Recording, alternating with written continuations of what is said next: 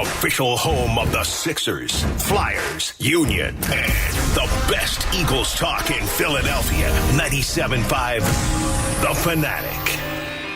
97.5 The Fanatic's $1,000 gift card giveaway. All right, that's right. Our $1,000 giveaway. The key word is lead. As in, Maxey leads the Sixers. L-E-A-D. Lead. Text it to, that's right, 45911. Text the word lead, L-E-A-D, to 45911. 3 ways to play. You can enter the keyword lead on the Fanatic app at 97.5thefanatic.com, or again, text it to 45911. The keyword is lead. 97.5 The Fanatic's $1,000 gift card giveaway, presented by American Standard HVAC Contractors. To find a dealer, visit AmericanStandardAir.com. One person selected at random will win. Get company rules for this company-wide contest. Complete rules for this company-wide contest at 97.5thefanatic.com. Good luck. It's time now for Cuz Radio. What up, Cuz? Deshaun Jackson gets a block. Are you kidding? Talking with the Cuz. Go Cuz. How you doing? Stairs rips one into the night. Stolen by the doctor. Yes, he's got it. Here he comes. Way rock the baby to sleep and slam dunk. Look, Cuz, don't even try it, okay? Now here's Anthony Gargano. Why don't you get the hell out of here, Cuz?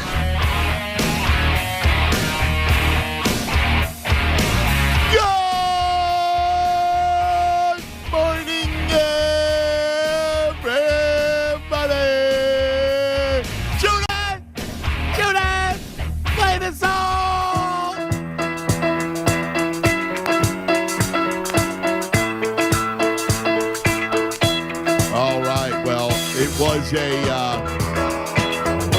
terrific game 2, ugly, but it was very important last night, game 2. And why I loved game 2 last night was it was not about raining threes like in game 1, which is really not how the Sixers are going to win. They may have a game where you're gonna hit a bunch of threes, and that's anybody has that game. But the key to beating Boston lies in the hands of two guys. And both guys last night showed up in a big, big way. The first, Maximus. That's right, Maximus. Maximus. There it is. Maximus, 33 to lead all scores. Are you kidding me? 6 threes. Buried open looks all day. But Maxi was just tremendous. 13 to 23. He was the offense. 33. And Tobias with 20. 8 for 14 for the field. 12 boards, 20 points, dunker spot, Tobias. Get excited. And those two guys are the key to a long run. They are the key to beating Boston. Let me laud the big fella, the beast. They're running all kinds of guys at him last night. He rolls for 20. More importantly, 19 rebounds, 7 assists, blocking shots, right? Playing terrific ball. He had 3 blocks. He only had, was a plus 14, was all over the place. He was good. He was real good. And even though the game was ugly, and it's against like Harden had a bad shooting night, only 8. He's 3 for 13, missed a lot of shots. And you're going to have that. So when you have those nights, they're running at a bead, and Harden's not shooting the ball well. This is where a Maxey and a Tobias really need to come up big, right? It's a huge deal. Huge deal. Now, I know it's Brooklyn, and you go, well, Brooklyn's not Boston, and they're not. I agree. But I thought it was key to have those two players really show the load. Tobias, I'm telling you, 2 games, looks terrific. You need that aggressive Tobias, and maybe it is what Harden did, which was flopping Tucker and Tobias, right? Because, by the way, Tucker 0 for 5 from 3, 0 for 4 from 3, 0 for 5 from the field. It's a good thing that Tobias gave you that 20. And you're going to need him to score. I truly believe it. And if you get this kind of – you got 4 guys that could score, right? You got Joel, you got Harden, you got Maxey, and you got Tobias. That's your 4th option. 3 of them have to give you significant points. And I think that's the recipe, and that's what you saw last night.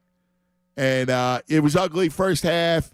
I thought Doc did a good job kind of waking them up a little bit, switching to that matchup zone. And, they calmed down Cam Johnson, and then they just rolled. Again, Brooklyn is not a good team, and the Sixers were half asleep for the first half. Good second half. And, again, I can't keep stressing it. I was watching that game all about Maxey. I got to get Maxey going, feeling great into Boston. We know that Boston has been his Achilles heel. Of all the teams, it's been the Celtics. And we are on a collision course with Boston in the next round, and that's why it's imperative to make sure that Maxey is lighting it up. Good morning, Judas! What's up, man? Was that fun or what? I mean, well, maybe not the first half, but the second half was fun. Spot on, Tobias Harris, Tyrese Maxey. They're going to be huge for the Sixers moving forward if they're going to make any sort of run in these playoffs. And they're built for it, man. They're built to make a run in the playoffs. And that's what you and I have been trying to say for, months now? Not days, not weeks, but for months, because this team is built. Now, things have to go their way. James Harden had to stay healthy, and he did. Joel Embiid obviously has to stay healthy in the playoffs and not have a weird face fracture, and they should be good. And Tyrese Maxey and Tobias Harris have to play at another level. They have to take a step forward, and we know that they have it in them, right? That's the thing. It's not like we're asking too much of Tobias Harris and Tyrese Maxey. We're really not. We're asking now, do I expect Tyrese to average 30 in a series against Boston? No, but in his career, he averages 8 against Boston. Can I get 15 to 20? Is that asking too much? Is Tobias Harris getting 15 to 20 too much? And then having... That's the recipe, man. Right, and then having not only just a scoring performance, but the performance that he had on the boards. You mentioned he had 12 boards yesterday. He had a double-double. The guy's playing out of his mind to start the series. And by the way, he's also a good defender. Yes, he is. He does a good job on Tatum. So Tobias is a big deal. Yeah, so I might not want or need Tobias to drop 20 against Boston, but maybe limit Tatum to the 20s, right? Don't allow him to cross 30 points in a given game during that series. So Tobias is going to be a big part of that series against Boston. Tyrese Maxey obviously going to be a big part in that series against Boston. And the beauty so far, and I talked about it yesterday when we were reacting to Game 1, the beauty of this series so far is you haven't had to rely heavily on Harden and Embiid, right? So you're through 2 games, and you're up 2-0. You're halfway there. Could you imagine if you're going into a series with Boston where Embiid and Harden weren't really taxed? I go back to the Raptors series last year. The Sixers weren't going to lose that series, but those games were tight. Well, it goes back to, yes. And we talk about Milwaukee, and, they just lost, but even more so, being taxed is a big deal. It affects you in the next round. And even if you have to, if you squeak by, and then all of a sudden it's cumulative. So if you catch Milwaukee in the Eastern Conference Finals, you get past Boston, they're a taxed team. That's why it's so imperative, I think, to this Brooklyn, the way the seeds worked out, it's fantastic. It really is. It's working out perfectly for them. So, look, they still got to win 2 more games. The recipe that they've had so far has worked. And if you can get by where you're good to go after just 4 games, where maybe they need one big one from Embiid, right? The first game in Brooklyn, even though it's a fake fan base. But maybe they need one more because Brooklyn did play them pretty tough yesterday, and maybe they have a recipe to try to slow down the Sixers. See, I don't think they can. I honestly don't think they can beat them. You think yesterday was their best shot? Well, the Sixers did not play well. They did not play enthused. They had that game where everything came easy to them in game one. So last night, it was kind of ugly and sloggy, and they couldn't win.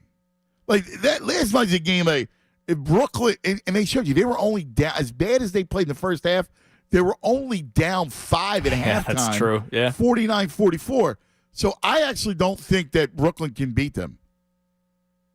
No, I don't think they could beat them. I'm just thinking, is there going to be a game where it's a sweat? I don't know. I mean, last night again, when you think about it, last night you couldn't play worse. They didn't shoot. Yeah, they did didn't. nothing. They couldn't play worse in the first half. So my only point is, I don't think that Brooklyn can beat them. So I think it's just going to be one of those deals where it's great. You're going to go sweat-free into the second round. You get a good rest. Obviously, Boston plays tonight. So we'll figure out where the C's are. And I don't think that's going more than 4 either. I mean, obviously, judging by the first half. Unless Trae Young goes off for a game. DeJounte Murray. I don't know. But the problem is for Atlanta, Boston's a horrible matchup because their biggest strength is their backcourt with Trae Young and DeJounte Murray. And Boston, their best attribute is their defense up top. Yeah. So it's not like the Sixers can beat them because they have a front court, right? So you have Embiid, and if Tobias is playing like he played the first 2 games of the series, now you got something, right? So that's the difference. Atlanta's got no chance. We got lots to do today. We're kicking into gear.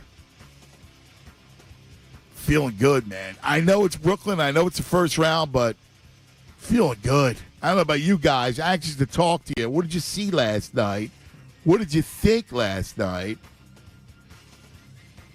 What are your long-term? Because, again, I'm looking at it, hey, not just the game itself and the win, but I'm looking at it, does it mean going forward? And I think it means a lot when Maxey is your leading scorer and goes for 33 and converts the kind of looks that he did, and Tobias gives you what he gives you. All right. Lots to do. Just getting started on a Tuesday. Playoff Tuesday. 610-632-0975. 610-632-0975. Radio. That's you, that.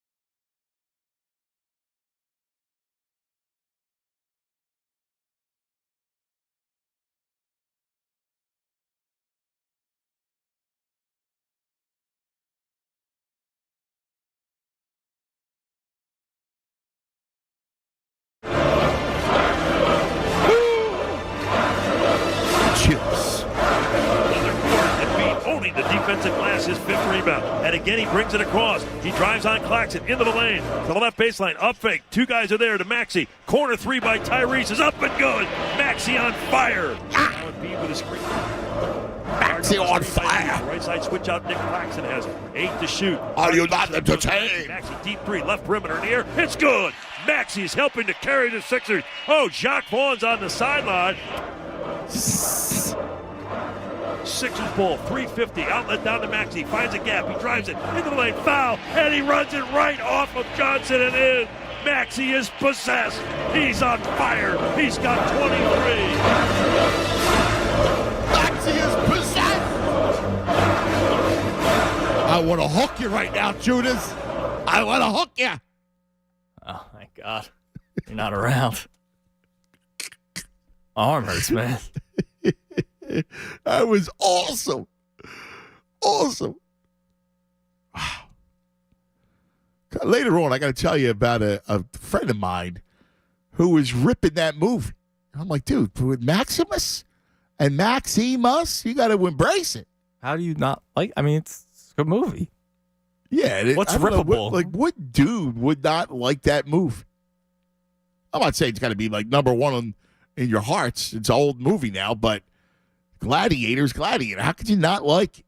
And I got to tell you this. I'll tell you the story later. I don't even understand it. Because I guess they were doing that, what we do, and then he hit me up. I hate that movie. And I was like, what? All right.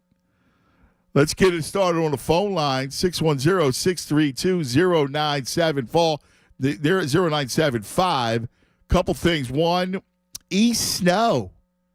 Eric Snow will join us today. He'll be joining us up at 12:20. The coach, we watched him last night. Jimmy Lynam, we love Jimmy. He'll be joining us 11:20. Jeff McClain to talk about the Hurts contract will be joining us 1:20. And we got the vault back after the breach. Yeah, we took care of business. How about it? Still haven't found Ray. He's still missing, huh? Yeah, he's still missing. Yeah. We still have not found him. We took care of business. Okay, we cleaned it up. We still have not found Dick Dunn. Dickie Dunn on the run. Yeah, I moved the vault, like his new location, everything. Wow. Yeah, man. Dickie Dunn on the run. Oh, my. This is not good.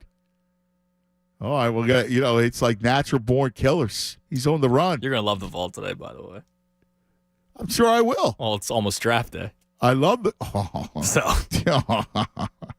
And you already got me wanting to hook you. I had a lot of fun with this one. You'll hear all about it coming up, but it was a fun draft. I like the way it. the pundits were talking about the Eagles. Yeah. You kidding me? I love it. Chucky, you're on 97.5 The Fanatic. Chucky. What's up, cuz? What's up, Judas? How y'all feeling? What's going on, Chucky? I got two things I just want to talk about real quick. First off, I'm just glad I'm being on the phone. I want to say real quick, can we all get a round of applause? Can we all be hyped? We got the Jalen Hurts deal done. It feels so good. Yeah. An exemplary young man, such a great quarterback, second-team All-Pro, MVP runner-up, one of the best Super Bowl performances we've ever seen.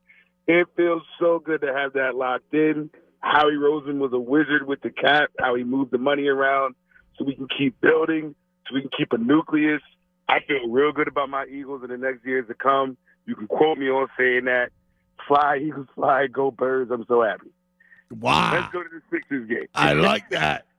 Let's go to the Sixers game. Maximus, 33, felt great.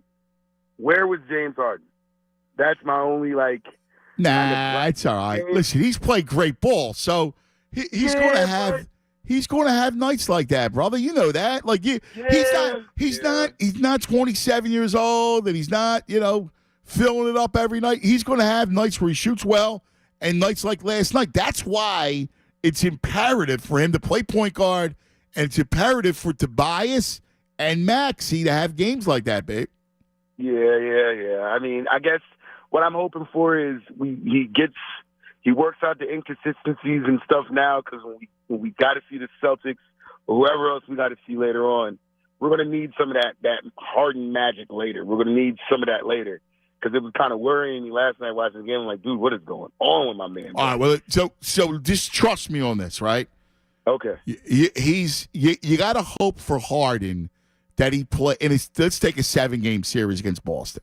So if the series went 7 games, you need 2 games where he's out of his mind, right? Yeah. Burying threes, scores 26, 28, 30, something like that.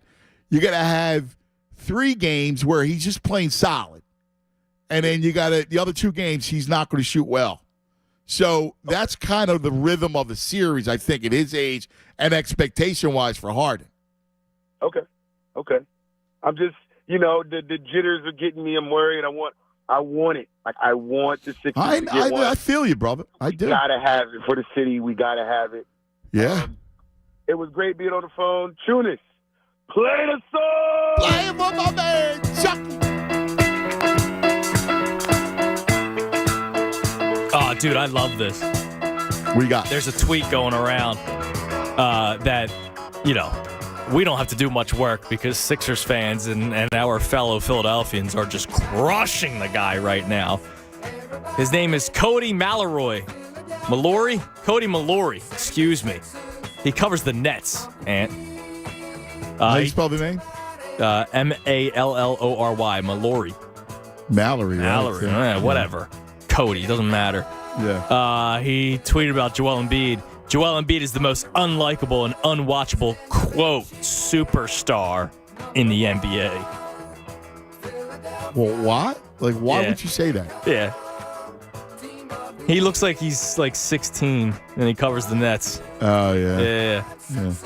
Because all the ball that my man has seen. Right.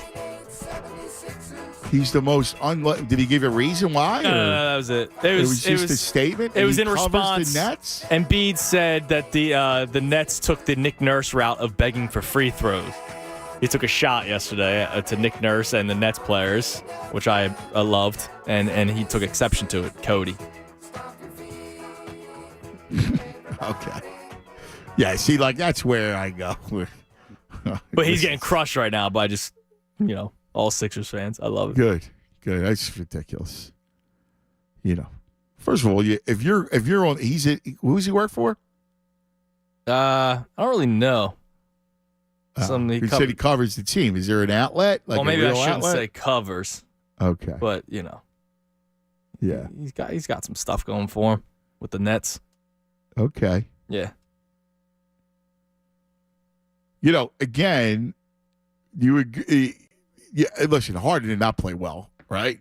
Now, the good thing is first half was just abysmal because he had 5 turnovers in the first half alone last night. Yeah. So he did not play well, but he still is an elite point guard. Yeah, I mean, look at what happened in Game 1. Like he was no. nasty. When I mean elite point, like he could still play the point even though he's not shooting well, right? And he kept it clean in the second half. He did not have a lot. He didn't have 1 turnover in the second half. All 5 of his turnovers in the first half. So I mean, what he's got to do is just keep, and he ran the offense. And look, what I love about Harden is that he does have a huge. He's got a very, very high IQ, and he's got that whole putting Tobias in the dunker spot has really worked. Yeah, and he told him that was the Celtics game where they won.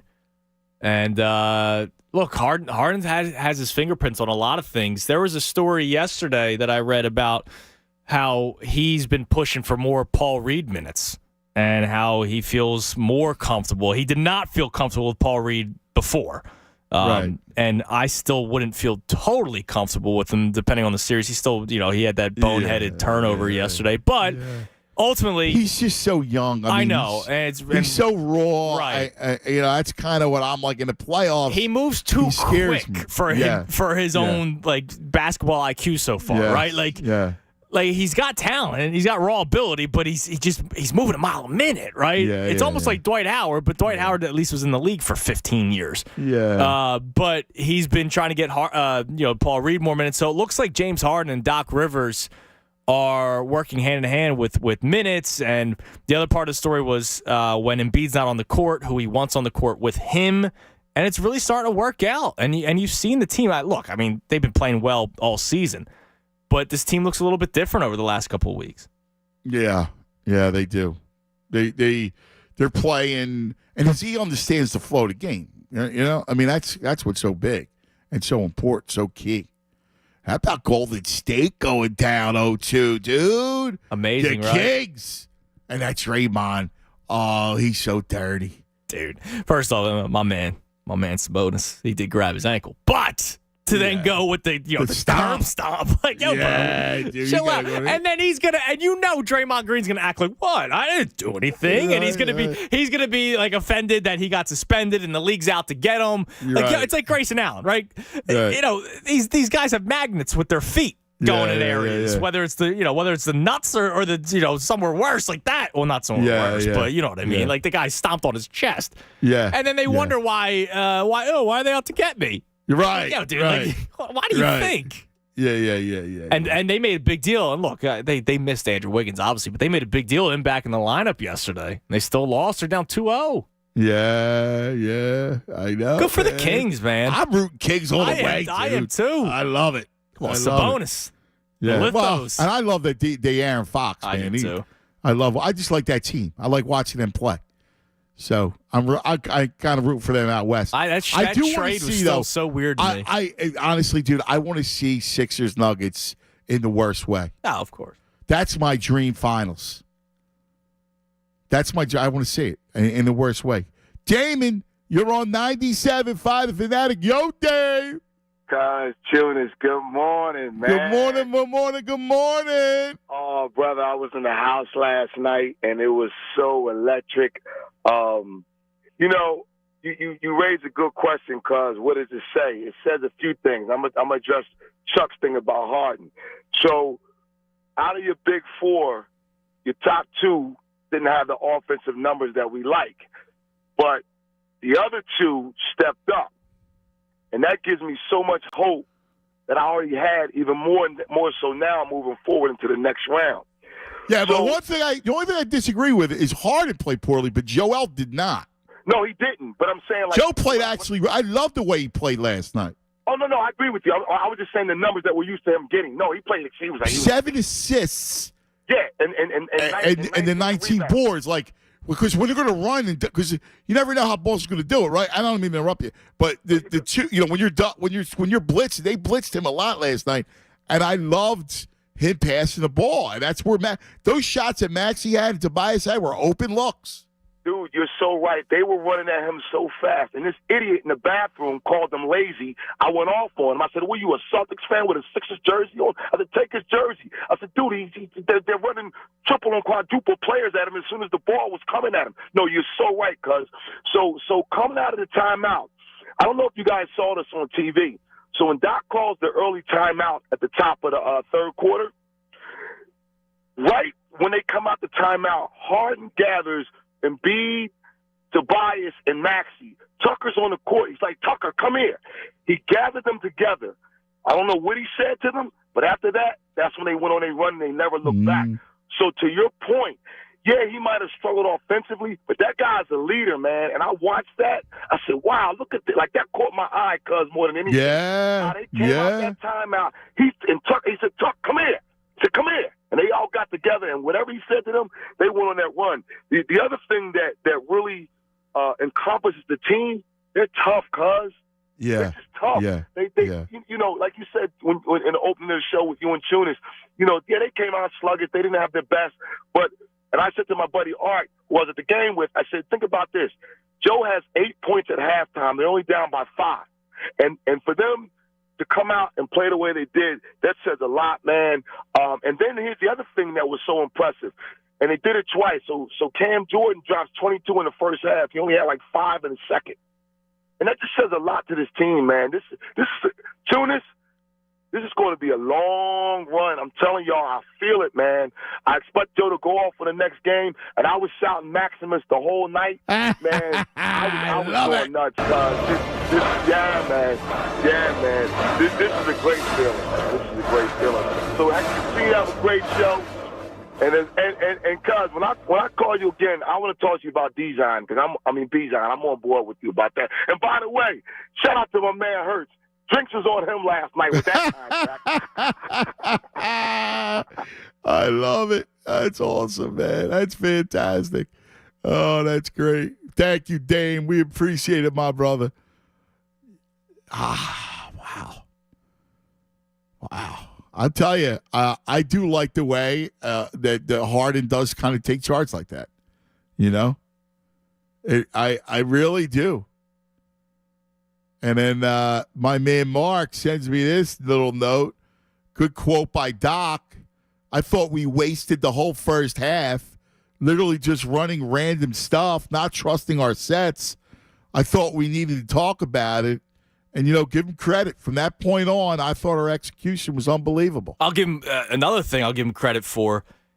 Remember, the start of the second half, the first, 90 seconds, also looked ugly. And Doc called a quick timeout. That's what he's referring to. That was huge because if he doesn't call that quick timeout, who knows? You let it go a little bit, and nobody calls a timeout. That's where that quote comes from. Nobody calls a timeout that quick to start a half, right? Because you want to save them. But he goes, what the hell's going on out here? He calls the quick timeout, and then they go on a run. Remember, Brooklyn called a timeout. What, a minute later? Yeah, because the Sixers quickly put up. It was like a 7-0 run, real quick. Yes. My boy, Millie says, I'm not a docksman, but the coaching job has been phenomenal. Mm-hmm. This run feels different. And he talked about the during the timeout that he stood there in silence, just staring at him. He said, I had to rewind it 5 times. He's so spot on.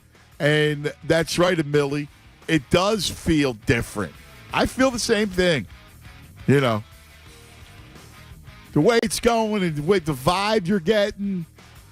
And I can't help but always keeping one eye down the road on Boston.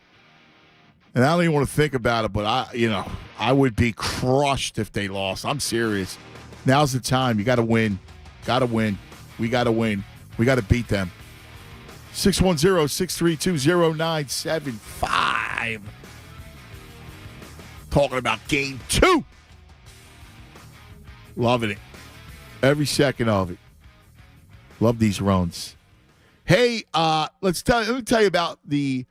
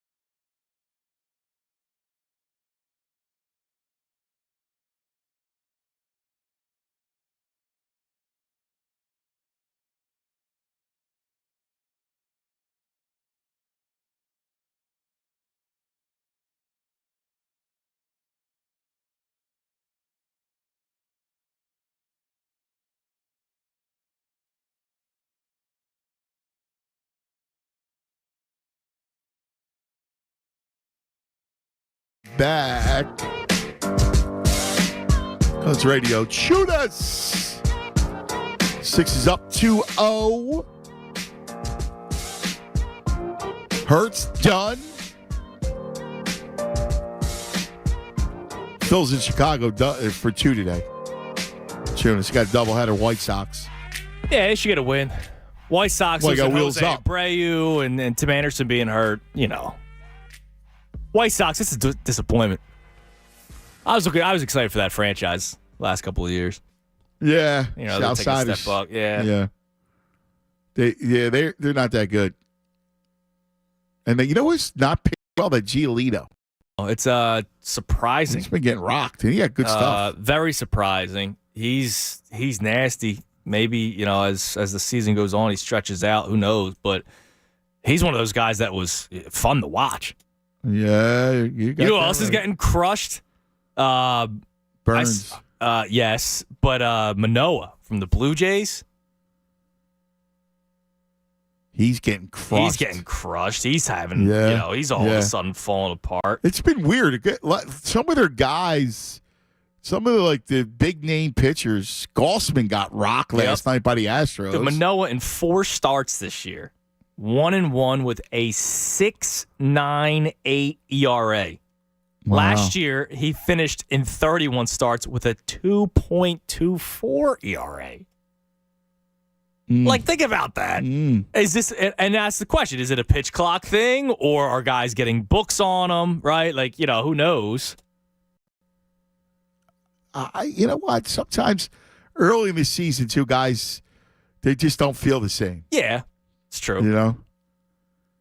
It's like, no, the other day, dude, you got a 9-0 lead. Yeah, you're still nibbling. And he was nibbling. What are you thinking? That's a guy that doesn't trust his stuff sometimes.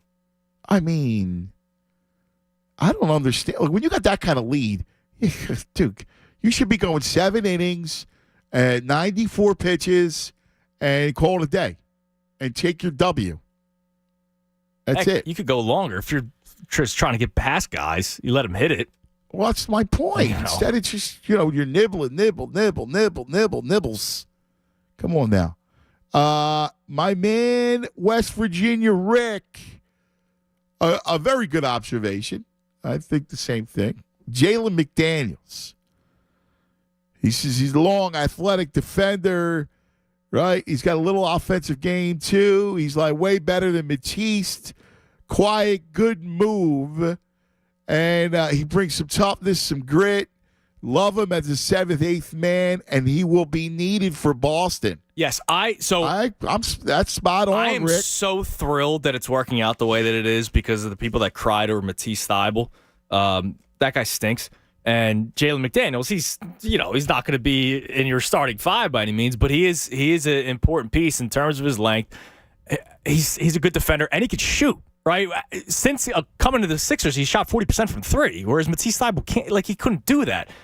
The one thing that kills me with McDaniels, and it has killed me with Sixers wings for the last 5-6 years, he can't finish near the rim. I know, it's weird. And so when we were at the knockout, the Mavericks game, he missed 2 layups, and I was sitting next to Tyrone, and I go, dude, can we just quickly go over the list of wings who have not been able to finish near the rim? And Robert Covington was one of them. Matisse Thybulle, obviously one of them. What is it? It's like the Phillies and outfielders. Yeah. The Sixers can't get a wing player that can finish. Now he's got other good attributes to his game. There was yesterday. Yeah, dude, they threw a lob up to him. Yeah, you got to flush it, dude. You got to flush it. And he caught it, and instead of dunking it, he tried dropping it into the bucket, and it hit back rim and bounced off. I go, dude, you're 6'9". I know. And your arms make you 7 feet. The way you jump, your head's at the top of the backboard. Slam it, dude. I like him. I do. So I do too, and I agree with that. I saw the same thing, and you get flashbacks to Simmons, who was just it was inexplicable around the rim. Yeah, dude, the turn, his hook 6'11", 7, just go flush it. I never understood. See what Cam Johnson did last night? I mean, my man, it was a poster. Yeah, it was a poster piece. I mean, be real. And the best is he woke the beast up a little bit because he stared at it a little bit. He showed him up. Beast didn't like that. Because Cam Johnson had a great first half. Yeah, he did. I like that kid. But he flushes it. Like that. If you're 7 feet, 6'11", 6'10", Right. 6'9", whatever it is, and you're athletic like Simmons was, you flush it. It's a And freaking McDaniels last plague night, with the Sixers wing flush players. that damn thing. Yes. Yeah, man. And he's a good ball player. Like, he's a Right. good piece to have on your team. Yeah. Yeah. But it's just something about wing players. And it's not like, look, I know he shot the ball well since coming to the Sixers, but it's not like Yeah. he's a sniper, right? Like, he's a guy Right. that does have to create a little bit and get to the rim. Robert Covington, okay, he was a fake 3-and-D guy. He wasn't really expected to drive all that much. McDaniels can, but he still can't I finish know. sometimes. I know. I mean, I you know who else? Luis says this. You know who else can't finish around the rim? PJ. Oh my God. Dude, he had one yesterday. I know, I saw laughed. it. I laughed out. And it mean, was a kidding bad me? laugh because they were losing at the time. He grabbed the offensive rebound and did this weird jump, but didn't go toward the basket. I know. He just kind of jumped and then threw it left-handed and clanked it off the backboard. And I'm like, Yeah, dude. bro. And there was nobody in front of him. Like, it's not like it was a contested I know. layup. I was watching the game with my cousin and Andy, my buddy Andy, and we were sitting there and we would go, ew. It was one of those, he grabbed That the was just board, it. and he must have thought there were people around him. So he just Yeah. wanted to go up real quick and hoped, all right, if I go up real quick, maybe I draw a foul Yeah. and I get 2 at the line. But there was nobody near him. Yeah. It's like the pocket Yeah. presence for a quarterback. He didn't have the presence, or he didn't feel it around him, and he clanks it, and then it's a break, for the Nets because of how hard he threw it off the backboard. I agree. And yet I love PJ Tucker too, playoff PJ, man. You got to hit some of them shots, dude. You do. You got to hit some of gotta those hit some. shots. Yeah. Come on. He had a great run yesterday, and I think it was actually Kevin Kincaid tweeted out the video of it saying this was the most PJ Tucker play of all time. The Sixers were on offense, and somebody missed a shot. He grabbed the offensive rebound, kicked it back out to James Harden.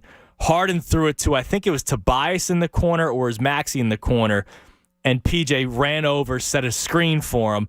The shot was missed. He grabbed the offensive rebound again and then kicked it back out to, I think it was Maxey, then Maxey to 3. So it's 2 offensive rebounds, sets 2 screens, and it was just such a PJ Tucker play where you go, all right, this is why the Sixers players spoke about him after the series last year against the Heat. Right. Because they didn't Right. have anybody to do that. Right. And you're seeing the Nets don't have anybody to do it. They're getting out-rebounded. Yeah. Yeah. No, that's spot on, man. I love it. on. I love it. I love this team. I've loved them since day one. There is some depth to this team. There are some flaws to this team. But when things are clicking, man, they're a good basketball team, which is why. What was the record? 42 and 16. Yeah, 42 and 16. Like, that's 42 and 16. but people walk around acting like they stink. And that's what I don't get. I know. And I'm praying to God. Can I just tell you this? I'm praying to God that they get past the second round. Well, I just am. Yeah, I can't handle it. Because I can't handle. It's not in Boston, right? It's twofold. One, you know how I feel about Boston. Right. But 2, I just don't want to be around to hear the Jackals start to nibble on the carcass. Yep. And then it's the time to blow it up Right. conversation. Like the carcass. I don't want carcass talk. I really don't. I don't want that. I need them to get past second round. Because they get past second round, then the Jackals have to stay away. The Buzzards have to stay away. Even if they lose after that, it'll just quiet them down a little bit. Otherwise, if they lose to the Celtics and there's no defending it, the Buzzards will be out. God. Oh, yeah. My man Buzzard Vince will be out, nibbling at the carcass. Yes, he would be. Let's open that vault, Jonas.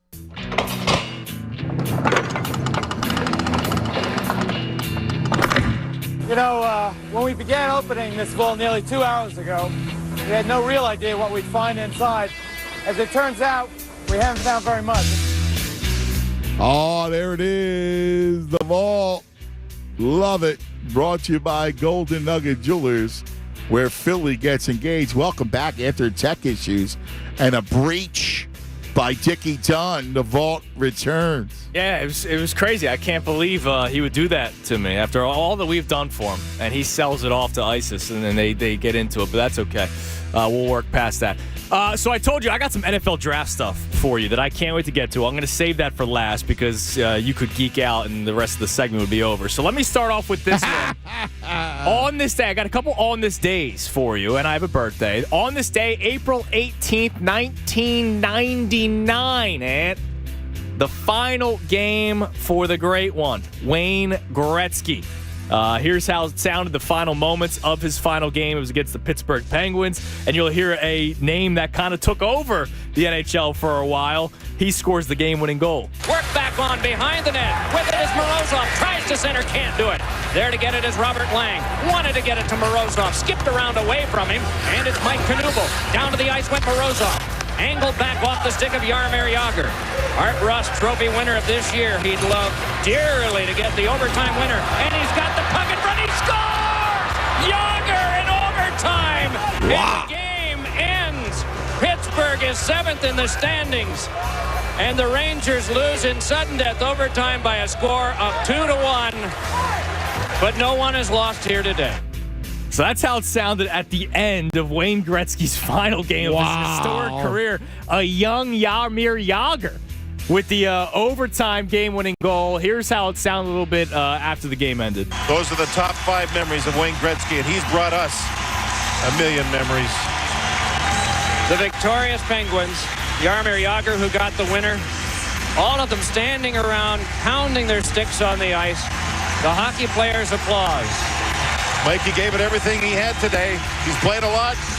He tried every shift. He's been through a lot emotionally.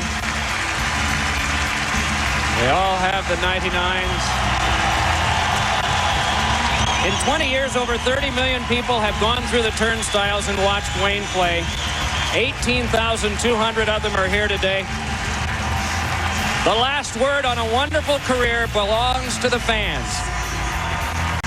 So on this day, 1999, Wayne Gretzky's final game in the NHL. So there's that.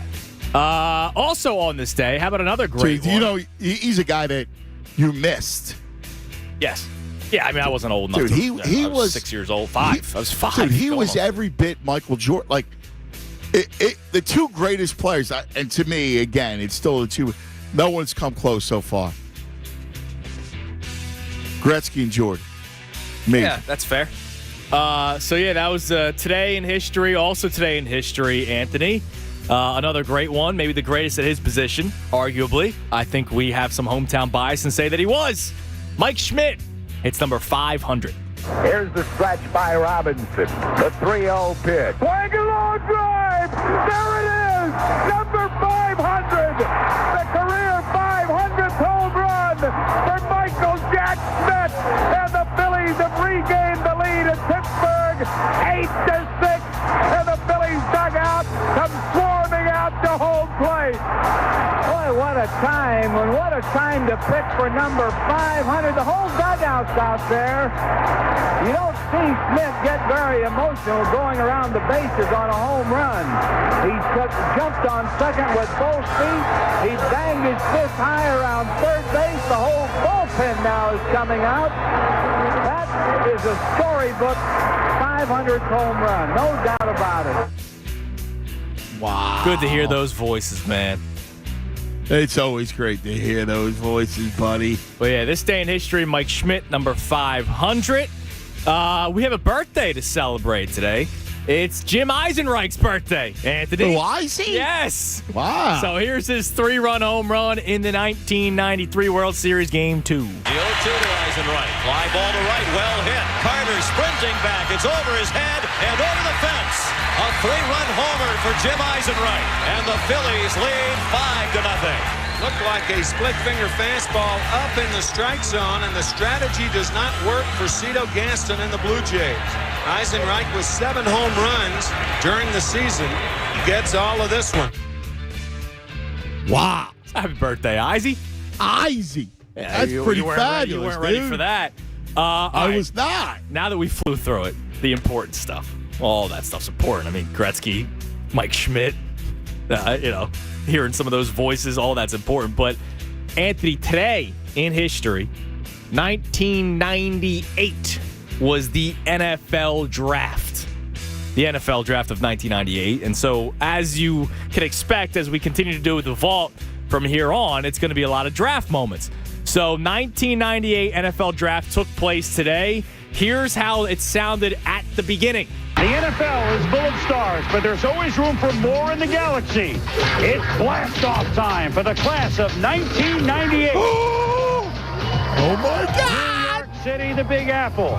Madison Square Garden, the site of so many major big-time sporting events, and inside at the theater, they're ready. And some of the best players, we'll hear from them very early. Peyton Manning. Will he go first to the Colts? Or will it be Ryan Leaf that goes first to the Colts and second to the Chargers? Charles Woodson, the Heisman Trophy winner. We'll hear from him very early. And the running back that everybody covets, Penn State's Curtis Enis. It's the 65th annual selection meeting of the National Football League. I look forward every year to just saying that. That's how it sounded at the beginning. Oh, my 1998. God. Dude, what? Curtis Enis. Oh, that's fabulous. All right, so we're going to continue. Oh, my God. The Eagles had the 11th overall pick in that draft. Before they made their selection, they went to commercial, and then they made the pick. But before they went to commercial, Chris Berman started talking about the Eagles and their history drafting. Now we move to the Philadelphia Eagles. And the Eagles, Ray Rhodes is one heck of a coach. There's no question about that. But the Eagles picks, this slot Where are you going with this? No, the Eagles picks lately have become what Arizona used to be, what Cincinnati used to be. Other teams go, oh, they picked him, great. Our guy's still available, a little bit lower. Ray's made some interesting picks. This is a key year for the Philadelphia Eagles. Let's go to our Sal Palantonio for some insight on Philly. Sal? Well, Chris, as you know, the Eagles have a problem with Bobby Taylor coming back from a knee injury, and they do need a corner, and they like Dwayne Starks a lot. Matter of fact, they sent down their security personnel to Miami to check out Dwayne Starks. He checked out fine, and they were planning to really look hard at taking him with that 11th pick. Ozzie Newsome, the Baltimore Ravens personnel guy, knew this, and he thought, if I trade out of 10, I'm going to miss out on Dwayne Starks, and that's the reason why they pulled the trigger in Baltimore on picking Dwayne Starks. Now let's go back to New York. All right, Sal, thank you. So there's the Starks pick. And we look at Philadelphia. Well, we're going to be looking at Philadelphia for the next 12 minutes. So then they go to commercial break. You hear the chant in the background. How about a young Sal pal? Yeah, it was great. Butchie going down to Miami, checking him out. I love it. So they come back from commercial, and they're about to make the selection. So here's the selection and their thoughts. The Eagles are on the clock, but they haven't waited that long. With the 11th pick of the round, the Philadelphia Eagles select tackle from Florida State, Trey Thomas. Well, Trey Thomas, well, he's seen a couple of kitchen trays he's enjoyed. 349 pounds, 6'7". Big man. No sacks allowed. You see that bench press of 500 pounds and that huge frame. Look how he just takes that defender to the ground. And a guy that really got better and better as his career moved along. This was his first season as a full-time starter. Remember, Walter Jones was getting all the press last year. This was Trey Thomas's season, and he was really a dominator. Huge kid. Really does a great job against the counter move because he has such a wide base and certainly can move defensive ends off the line of scrimmage. I asked Andre Wadsworth earlier this year, I said, who's the toughest defensive end, offensive tackle you ever played against as a pass rushing defensive end? He said, hey, wasn't anybody I ever played against. It was who I practiced against. It was Trey Thomas. He's so huge. He's got quick feet. Not as athletic as Walter Jones was, but he cannot counter move Trey Thomas. And Andre said, hey, in practice every day, we had some great battles, and he had the ultimate respect for Trey Thomas's ability. You know, what is not new is that the Philadelphia Eagles in recent years have gone a number one pick. on the offensive line. It began really when Richie Kotite was there. Davis, Lester Holmes, Bernard Williams, Barrett Brooks, Jermaine Mayberry. So this now Trey Thomas, it's the 6th offensive lineman picked with their early picks in the first 2 rounds since 91. You would think at this point they've got one heck of a great offensive line. I mean, when you take a look at the draft, you'd go, wow, look at those guys, all those number ones. They haven't had one be very productive at all. Maybe they can break the string of the bad luck they've had. How awesome was it? First off, Trey Thomas gets booed, and it didn't affect him like 5. And he ends up being, Eagles Hall of Famer. Oh, my God. But, yeah, they were very critical of the Eagles' drafts, obviously. Oh, my God. Can you blame them? That's why. No, they were horrible right. To that. Jeez, that's awesome. Dude, that's unbelievable. Are you kidding me? Are you kidding me? That's fabulous. I love that draft stuff. I could go all day with that. Next week, we just got to geek out one day.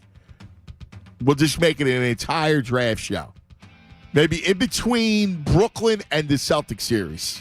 Are you going to be able to handle that? I don't know. Dude, next week I might have a breakdown next week. Yeah, I wouldn't be surprised. We have Celtics, and we have the NFL draft as collision course. How am I going to handle that? I don't think you will. Now let me see. Let me see what else we got going on. Mariners and then Astros.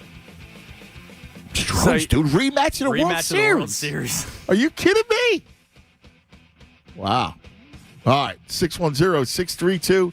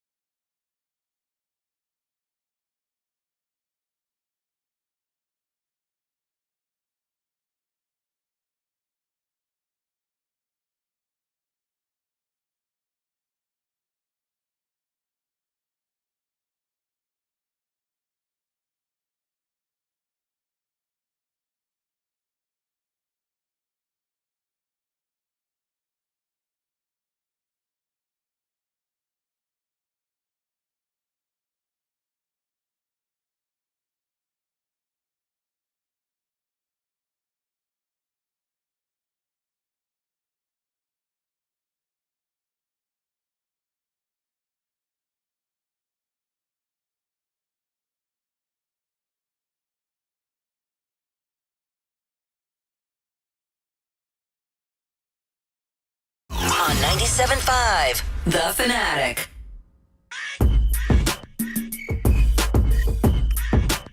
All right, it is 11:21 across the great Delaware Valley. Our 11 o'clock hour is brought to you by Golden Nugget Jewelers, where Philly gets engaged. Very fun day today after last night's Game 2. And it was a terrific Game 2 last night. Even though it was ugly, it was great in that it yielded a terrific game by both Tobias Harris and, of course, Maximus, Tyrese Maxey. And those guys, I keep going to it, but what I want to see out of this Brooklyn series is I want to see a team that's prepared to play the Celtics, because it's all going to come down to Boston. And that's why I'm excited to have our next guest. Is he with us, Jonas? Sure is. The one, the only, the great. We watched him last night. We watch him every night after every game. He, of course, the coach, Philadelphia Treasure, Jimmy Lynam on the Comcast Business Hotline. What do you say, Jim? How you doing, fellas? My man. Looking good last night, as always. Breaking it down. Well, it was, they had to come from behind. Big-time defense in the second half. All right, so let's talk. To me, the lead of the game is, like we know that the Harden didn't play well and they were blitzing Joel. But to me, the lead of the game is what I was just talking about, Maxey and Tobias. Because I think, listen, we know that they're going to beat this Brooklyn team, and it's going to come down to Boston. And to beat Boston, Maxey has to play like he did last night, Coach. Well, I don't know if that's quite fair, Anthony. I mean, he was, sensational. Come on, he made, 6 threes? Well, okay. Well, he's got to average more than double. No, he's got to be in double figures is my point. Yeah, no, for sure. And I get your point. No, you're dead on that if they're going to beat Boston. I think what I liked about, let me go back to Game 1 for a second. I think the reason for me that was a real good start to Sixer playoff basketball is if they're going to get where they want to go, they're going to need everybody involved. And I know that sounds like a simplistic statement, but with this team, because Harden and Embiid are so good at playing two-man basketball, picking and rolling, that there's a tendency for the other guys to stand around. Yes. Yeah. And unfortunately, as good as that is, and as good as those two guys are at it might be the best ever for me. I mean that literally. The best pick and roll ever with those two guys. But if you don't have those others, to your point, like Tyrese Maxey, at least involved, I mean, all of a sudden, because they're doubling Joe and taking the ball out of his hands, I'll quote Tobias Harris, I've been more involved. That's why I've scored 20 and 20. I've had more opportunities. That's a quote. Yeah, sure. It's not Tobias Harris can't play. You can't score points if you're just standing around and never touching the basketball. So I think it's been real good the way they started this Nets series. Well, and the other thing too is, we talk about with Harden. Harden has such a good, such a keen basketball IQ that he flopped Tucker and Tobias. Doc talked about that, and Tobias is just way more effective in that dunker spot. Yeah, well, the one thing I've always liked about Tobias, I don't think you have to restrict him, to one position. He's a pretty across the board skilled guy. He can shoot the three. A lot of guys who occupy that dunker spot for teams, never shot a three ball in their life. Right.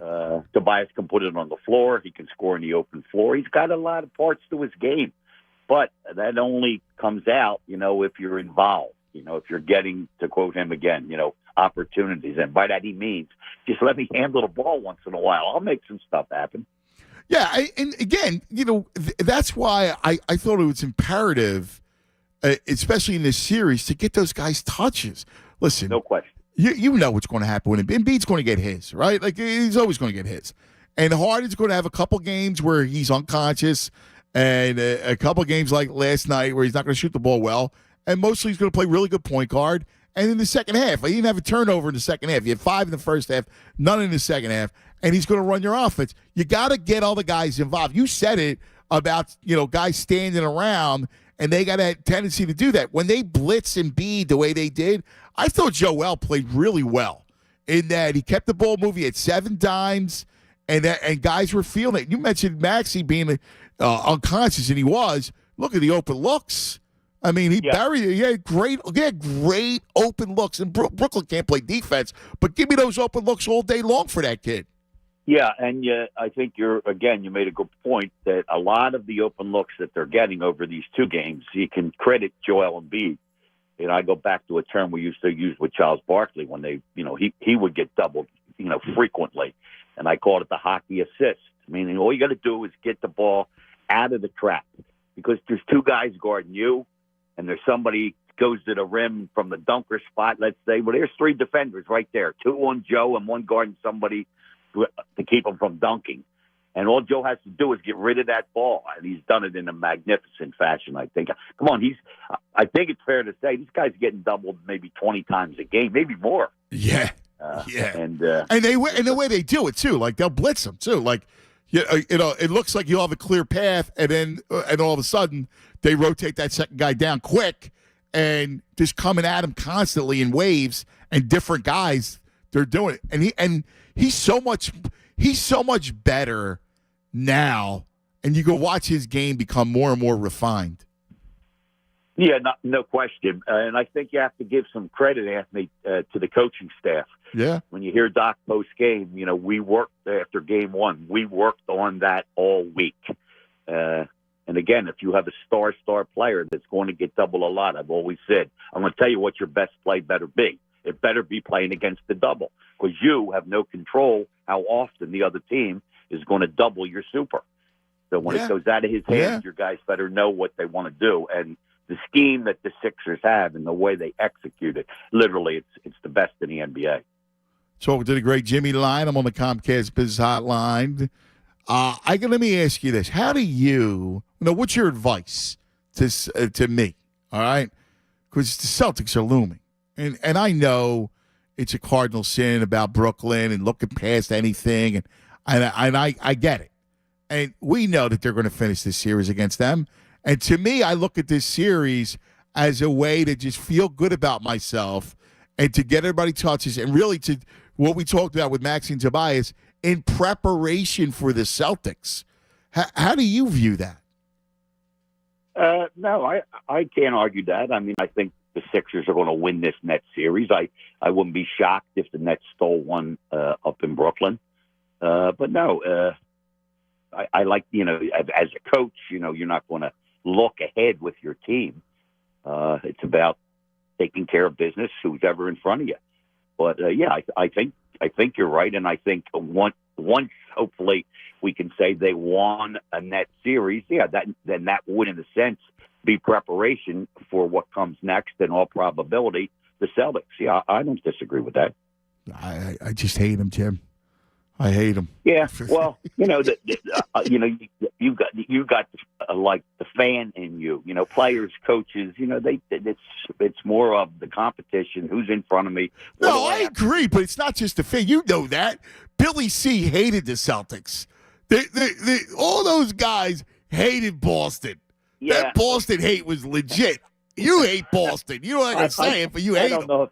I don't know if hate is the right word. I mean, you want to beat them really, really badly, and you get an extra something.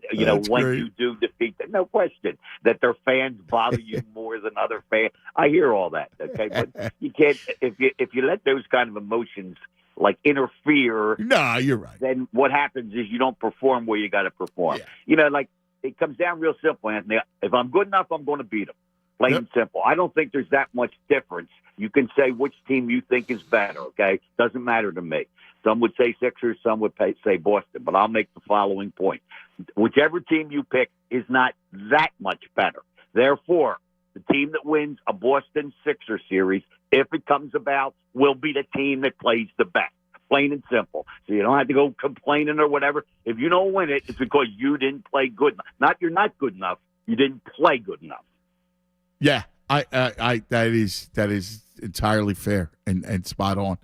Jim, curious about what you're saying, and when you're looking at Harden, Does he feel different to you this year? Does he feel, obviously last year the one leg and he's healthy now, but he's like, I go back to the second half and how he played the second half, and on a night where he wasn't shooting well, he was still controlling the offense.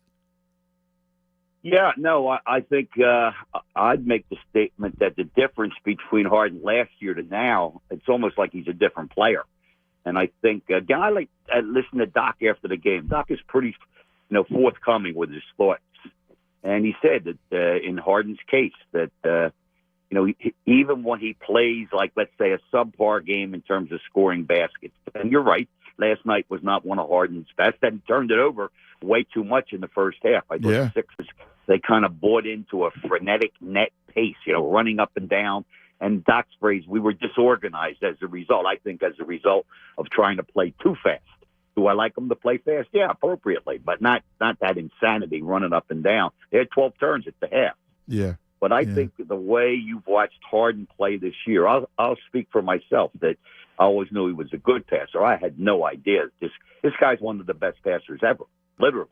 Yeah. I mean, those little pocket passes that he drops off to Embiid, or he's on the break and all of a sudden the ball's up in Maxi's hands streaking up a sideline.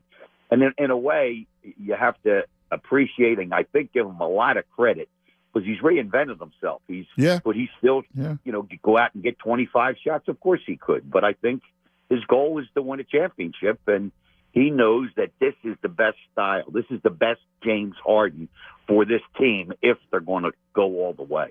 Yeah, I agree with you. It's funny. I give him a lot of credit because you know what he does, and you talk about being a prolific passer. What he has is that gift of spacing and timing. Like he's able to collapse time and space to give you the perfect pass. Yeah, he's got a lot of qualities. His handle with the ball is as good as it gets. He goes in either direction. He can handle with either hand. I'll tell you what else he is. He's never been one of the top athletes in the league. A good athlete, but not one of the top runners and jumpers. But he has incredible strength. He gets to where he wants to get on the court. Even now, he doesn't blow by people, but he still can get to where he wants to get on the floor because he knows how to use his body. He puts that shoulder on you, and there's very few guys that can keep him, kind of from moving toward where he wants to go. And then when he gets there, he's able to react. He has tremendous peripheral vision. He sees both sides of the court equally well. He's had a phenomenal year. So we got the leg and assist. Come on. Yeah. So I'm going to talk about the bench real quick with you. What do you see with McDaniels?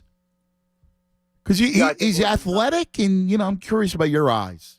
Yeah, I know him, but I didn't know him all that well till he came here. I think you have to give Daryl Morey and his guys, Shelton Brand, a lot of credit.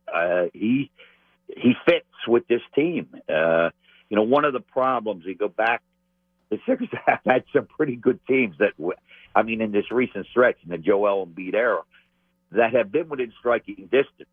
If you go back to when J.J. Ilyasova, that group, that group was a terrific offensive group, but they couldn't guard out on the perimeter. And to your question with McDaniel, McDaniel's long. He can play both ends of the floor. He might not be like a great shooter. He's a decent shooter. But I think what they did, they went out, they got complementary players in the sense they can play down that end on offense, defense. D'Anthony Melton would fall in that category. And if you aspire, to a deep run in the playoffs or winning it all, you dang sure better have guys that can play both ends. Yep. Well, spot on. And then finally, I think Doc's done you mentioned it at the start, but I think Doc and the coaching staff has done a real good job, especially these first two games. Obviously, during this whole stretch, they were 42-16 over the last 58 games, and they look different, right? Yeah, good for you to mention that. People don't realize how good this team has been. Yes, they got off to a subpar start, and they had those early injuries. But from whatever that date is you just quoted, they've been. I think their record may be the best in the league. It is. Yep. Okay. It is. There you go. And I'm going to give just one example of Doc, and I agree with you 100%. He's done a terrific job with this team. Particularly back when you're losing. When you have a team that's not supposed to lose and you're losing, that tests the coach's mettle. You got to keep your cool. You got to go about your business. And I thought he was terrific during that stretch. Next guy up, and he sold that to the players, and I think they bought in. But last night, they were lucky to be down. I think it was 5 points, 49-44, if I'm not mistaken, at the half. And they were lucky it wasn't double that, double digits down. And what he did, going in and talking, now I'm not in the locker room at the halftime, but one of the reasons, I thought the main reason, that they were so disorganized because of the pace of the game. It was too quick. The ball wasn't getting in Joel's hands enough, and as a result, he wasn't able to get these other guys involved enough. So that what they did when the second half started, in fact, he didn't like the way the second half started. He takes that quick timeout, and when they come out, number one, they're organized on offense. They play a tad bit slower, and at the other end, they play zone defense. And what that served to do was slow the Nets down. The Nets, who was trying to shoot the ball almost coming out of the backcourt the entire first half, they couldn't play that style because of the Sixers going into the zone, slowing down and taking care of the ball at the offensive end. So I think you got to give that kudos big time for the adjustment that he made. That's a great example. We were talking about that earlier, man. You're so spot on. Hey, just curious, did you catch any of that Kings Golden State game? I caught the Kings Golden State on the weekend. I didn't see it last night. I got home late and I was doing some things, but I was following the score. And I did see a little bit of the TNT show afterwards, and I saw Steve Kerr's interview. Matter of fact, Golden State has a tremendous home record. And, he said we have to play a little better, but we're going home. We're pretty good at home. So it wouldn't shock me to see that series tied 2-2 after the next two games up in Golden State. I think it promises to be a great series. Does Miami continue to push Milwaukee? That will depend on the condition of Giannis's back. Yeah. That's a good example, by the way. This is the first, and I believe this is the first playoff series in his career that Joel has had the benefit of good health. And you just asked me about a Miami-Milwaukee series. Good question. And the health of Giannis, it's the issue in saying how good a shot Miami's going to have. Of course, you have to have your guys, particularly your stars. They have to be healthy. Yeah. And I think because Embiid looks like he's in a really good spot right now. That's why I love what I feel are the Sixers' chances and opportunities moving forward. And it feels different. That's the thing with them. They feel different than they have in the past. I don't know. Come on, no, you're right. You're right. It is different. But come on, this is not. It's a different James Harden. It's a different Joel Embiid. I mean, Harden has been here. Harden is in better shape. Harden is healthier, and you can say the same thing with regard to Joel's health. Come on. I mean, last year, remember, he's coming off an orbital fracture of the eye and a torn ligament in the one hand. Please, you think a guy's going to be able to perform at his normal level with those kind of injuries? Spot on as always. We love you, brother. You're the best, man. Good talking as always, buddy. Good talking. Let's enjoy this series. Hopefully, end it in somewhat of an early fashion, so you can get a little bit of rest and a little bit of preparation, and then that series you're looking forward to. Notice I didn't say I said that series. That's right. Well, I'll be bugging you. You know that, buddy. I'll be bugging you. Forget about it. You're the greatest, pal. God bless the family. Thanks, buddy. There he is, the great Jimmy Lynam, Philadelphia Treasure on the Comcast Business Hotline. Yeah. Sweet. 610-632-0975. Back to your calls coming up next. And then East Snow. How about a little Eric Snow action coming up at 12:20. I'm looking forward to that. Love it. Also, there's a pretty big viral tweet out there that happened yesterday that I need to get your thoughts on because you kind of fit perfectly with this. Oh, yeah? Okay. Yeah, because it involves children, and you used to work in an airline. I did. And it involves that as well. Okay. I know you're not a big Twitter guy, so I don't know if you saw this, so I'll bring it up to you on the other side. Yeah, I like it. All right. Hey, let me tell you about my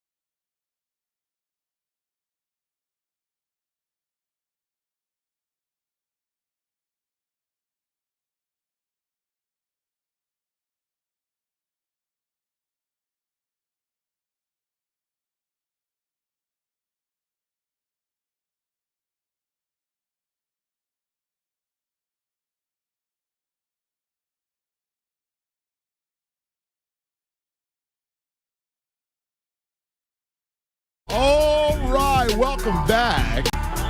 Cuz Radio Tunis.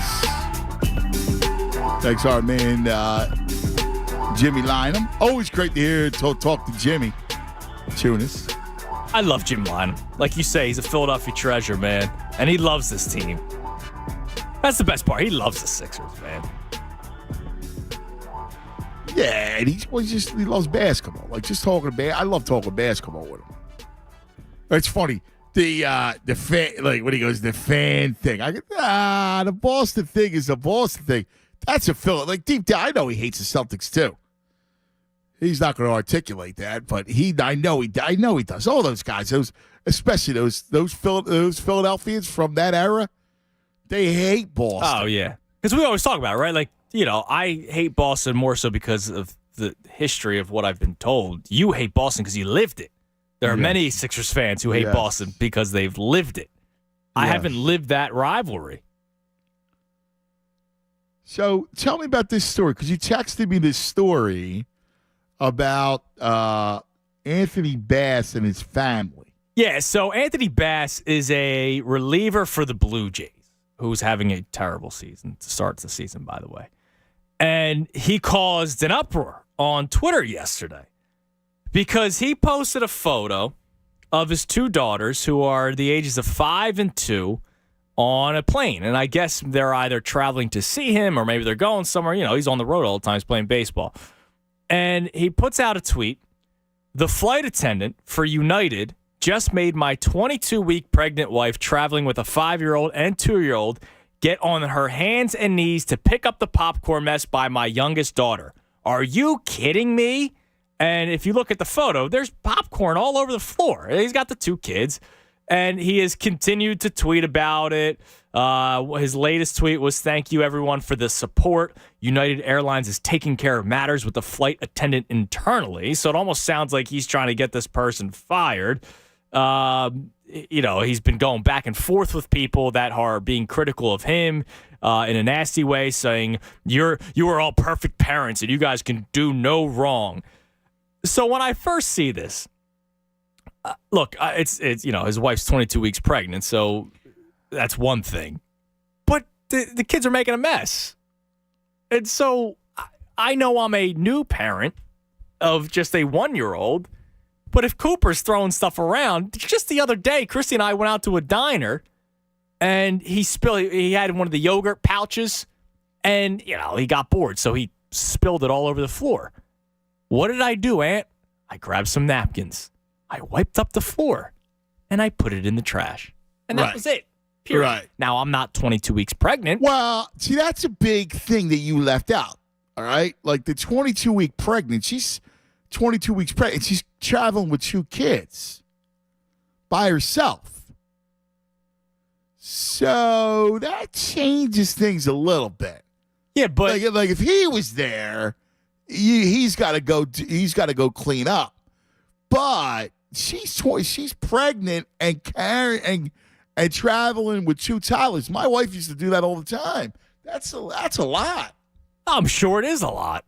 I couldn't imagine doing it by myself. So the kid puts popcorn on the floor. Yeah, but when she's pregnant is when I start to go, well, he's not entirely wrong. So, but I'll ask you, as the pregnancy thing throws it's a big one. Is a big factor here. If it's him, then he gets on his hands and knees. Like if it was me, listen, right. I cleaned up my share of messes with Aunt Moss, right? Like we're out, and if I have them, and they're in a restaurant and they're doing, hey, clean up. Obviously, we never leave for somebody else. And trust me, remember, I actually worked for an airline. Well, that's why I thought you would be perfect to talk about. And one of my duties was I had to clean the airplane.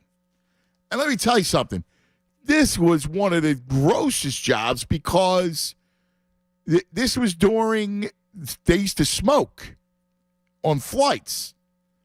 And so, you have to empty the ashtrays and get them all pristine and clean.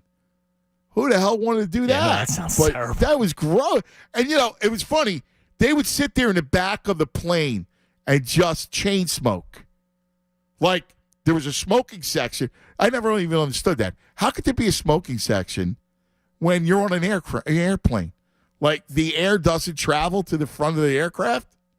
Yeah, that's kind of weird. Like, if I'm the row above the smoking, the last 2 rows of the plane is smoking. Yeah, you're All right, but I'm on the third yeah. row. I go, wait a second. They're blowing smoke in my face. What are you talking about? This is the most ridiculous, archaic rule ever.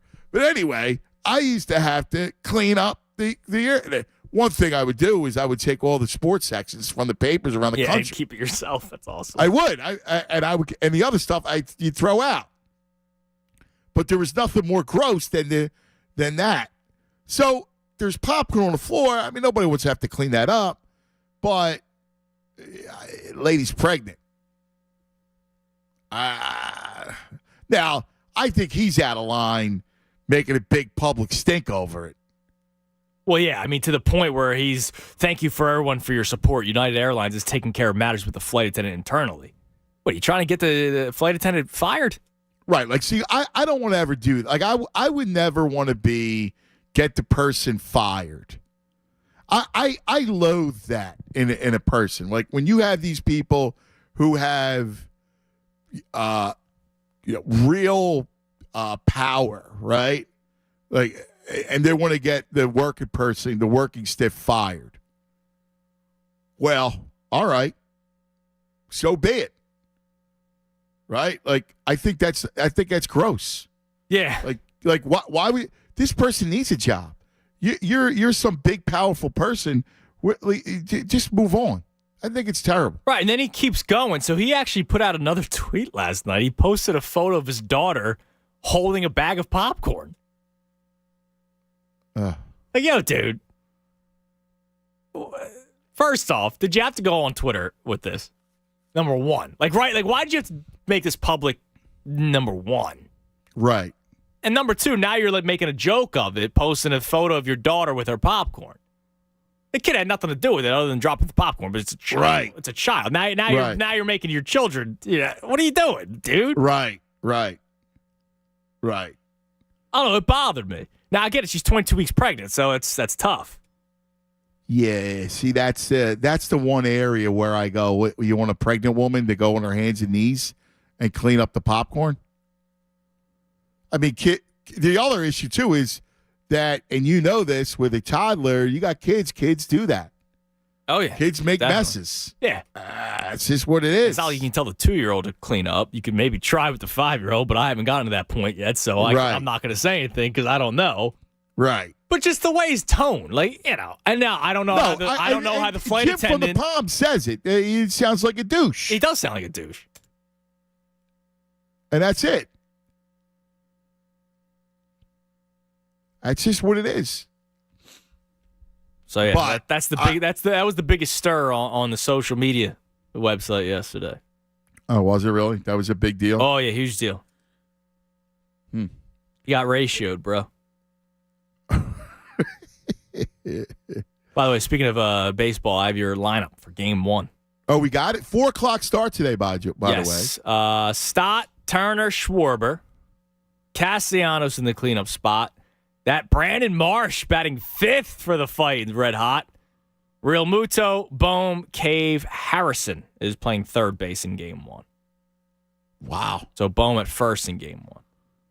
I love the way Bohm. And how about Stott? He's off the game the other day with a home run. I like Stott. Great. Listen, until Bryce gets back, I like Stott in the leadoff spot. Yeah, you got to rock with it, man.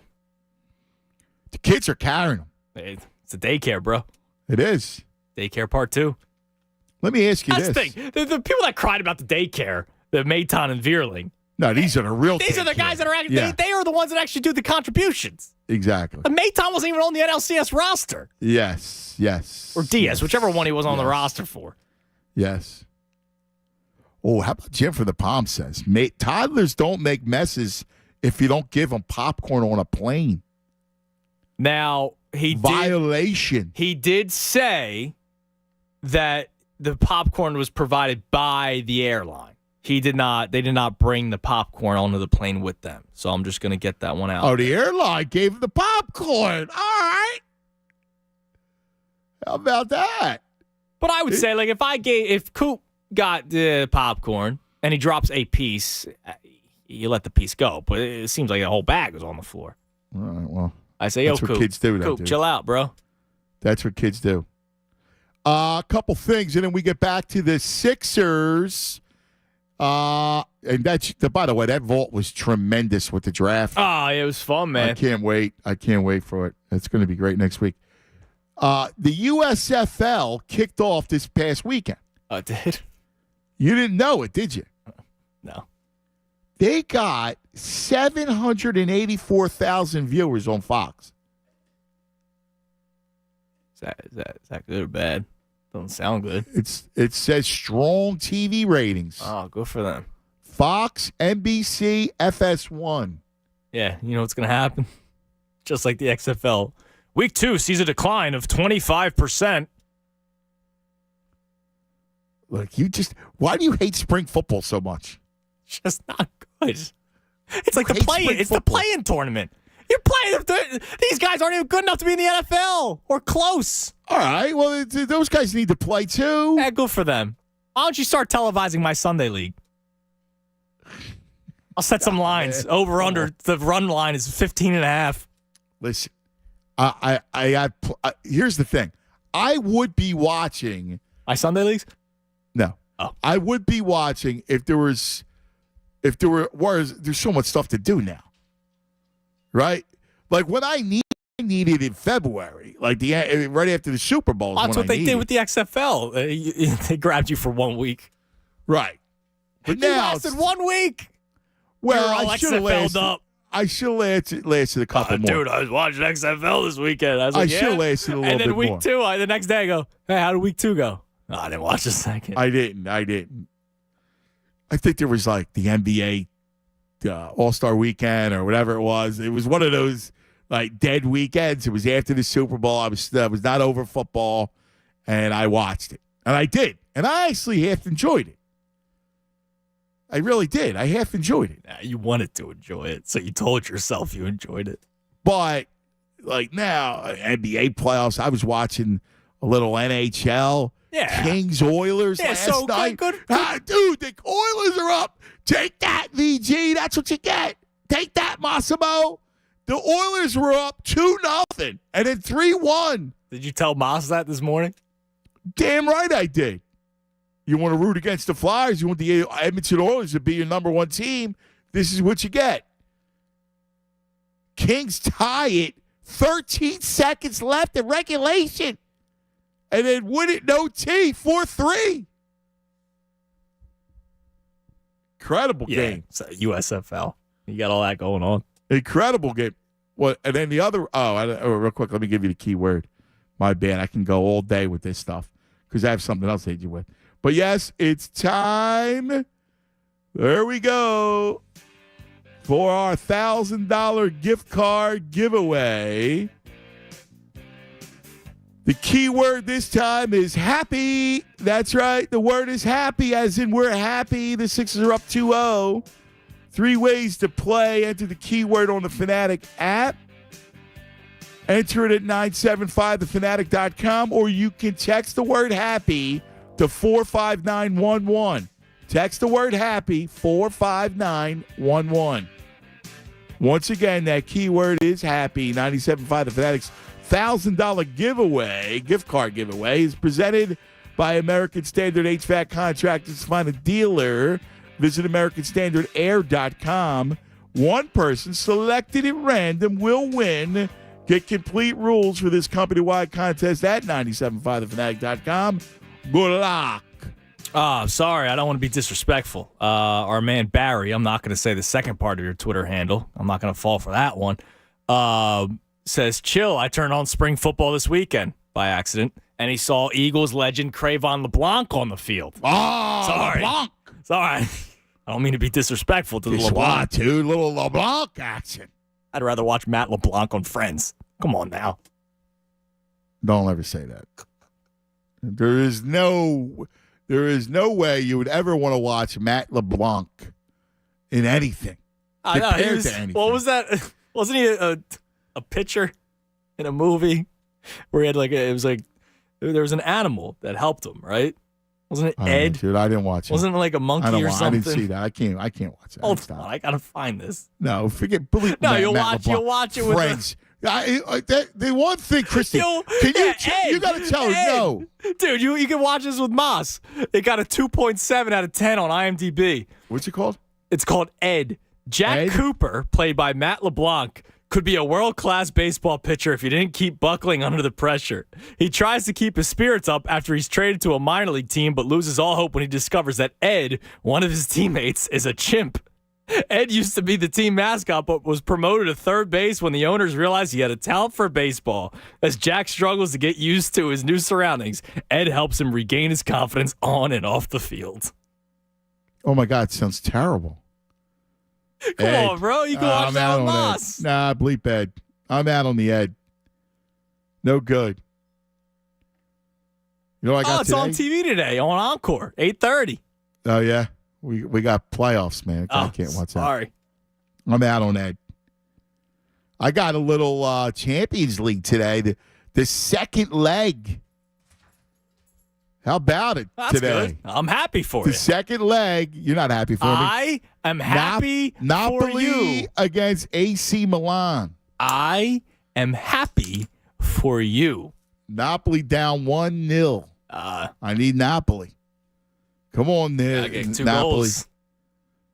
Forza Napoli. Yes, I'm looking forward to it. Forza Sixers, man. All day, baby. All day. Let's sweep this thing, okay? Sweep. Let's get to the phone line, 610-632-0975. Rodney in Township, Washington Township. Rodney, you're on 97.5 The Fanatic. Hey, boys. How you doing this afternoon? What's happening, Rod? Hey, I just wanted to chime in a little bit on that Twitter deal you're talking about. You know, I like to go on there. I think it's handy that when you have a problem with a company or certain things, you can just fire off a tweet and somebody's paying attention. It's worked for me with, for example, like an airline. I won't put them out on here, but an airline where they told me to show up 3 hours because they expected heavy traffic and nobody was there. Their people weren't even there at the time they told me to show up. And so, I go, what's going on? Why are you doing this? So I got to, we took care of it. I got a nice little credit out of it. Where this kind of goes sideways is, number one, like it's tough with restaurants and things like that where people are involved. Somebody might have had a bad day. Right. Or a guy like this, like he's got a lot more followers than I do. He's trying to get, like, what's he trying to do? Is he trying to get all these people to feel sorry for him? Or is he just really trying to say, hey, I'm not going to bother with your customer service, but I'm going to put a tweet out and I'm going to get you to see this real fast. So it's got its pluses and minuses. I wouldn't trash it completely. Listen, there's an issue, right? The issue is you can't let the lady's pregnant. So that's the problem. Now, my only beef is with the pitcher is, dude, you can't get people fired. Like, that's what you're insinuating. Like, that I don't like. He is. Because to your point, people have bad days, all right? So the flight attendant sees this mess going, come on, lady, clean up after your kids. And that's kind of what's going through her mind. Like, and by the way, it is thankful. So, now, I have a love-hate relationship with the flight attendant. I feel bad for them, for the most part, because you have to deal with a lot of times a lot of animals. However, some of them are on a power trip. Yeah. So I see your point. I think it's a good one. Yeah. I mean, it just he did say it's being handled internally, so we don't know. If it's me coming at it, I'm kind of like, I'm not after this person to get fired, but something's not right. It needs to be spoken with, and I don't know any other way to get to your management to tell them that somebody needs to be talked to. So it may not have been that Judas, bad. go ahead, because Judas is anti. Well, no, Judas is pissed. Rodney, you made the point. He's got a lot more followers than you. It comes off a little different when it's you know what I mean? Like, you're Anthony Bass, right? You could probably have somebody from your PR staff contact somebody from United. I'm sure dude, he's not like he's Mike Trout, though. Yeah, but I'm sure exactly. they use they probably fly United. Like that's probably their airline. Like just have Trust somebody me, have somebody dude. reach out. I don't know, dude. I don't know. I don't know. I think I agree. I think it's a lot easier. I think Rodney's right. I think it's nuanced. Yeah, it's handy, but in the hands of the wrong individual, it can be way out of whack.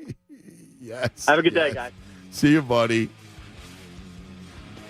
Like, and here's the thing: if the flight attendant was like threatening the person, then yeah, go blast them on Twitter. We're talking popcorn here. Get your popcorn ready. Like you could be annoyed and all, but like really, get your popcorn ready. Coming up, Eric Snow, our old buddy E. Snow, will join us. Talk some Sixers. Talk some Sixers back in the day. That was your squad, Eunice. yeah, dude, the jerseys and everything, man. Childhood. Yeah. E. Snow. 610-632-0975. 610-632-0975.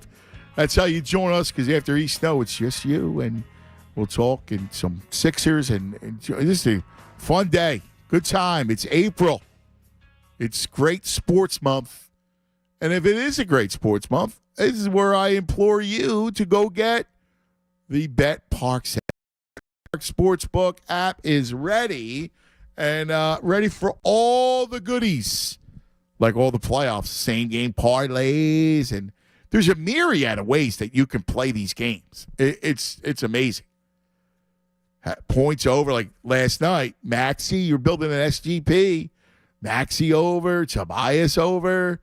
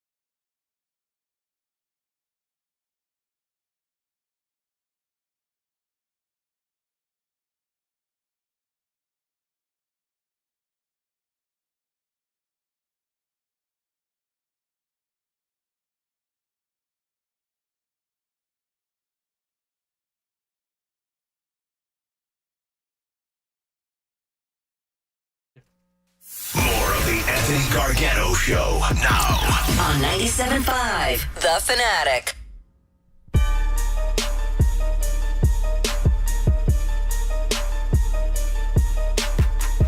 It's 12:20 across the great Delaware Valley.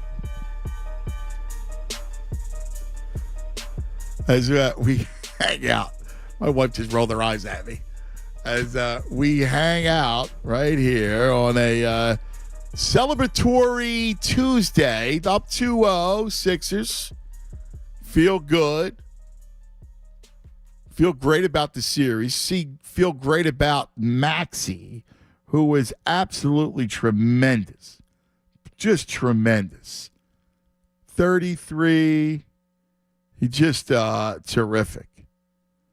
I'll tell you, Tunis, while I work on that for you. Yes, thank you. Maxey was amazing. He was, and it was good to see because we've been talking about how important he's going to be in the playoffs when it comes to a series with the Boston Celtics, and you might not need him to ball out against the Brooklyn Nets. And if you continue, I'm going to now pick up the phone. Okay. I got the hotline ringing. That's our guest. Okay. Oh, we got him. All right, good. Because we got, I want to make sure because the number was not working. All right, good. Because I'm dying to talk to our next guest and go back in the day and stay current, and it's just for the love of the Sixers, and we share that. And he, of course, is our old friend. He was just staple of that Sixer team, playing next to Allen. The one, the only Eric Snow on the Comcast Business Hotline. Snow. Hey, man, how you doing? Where you been, man? How you doing, brother?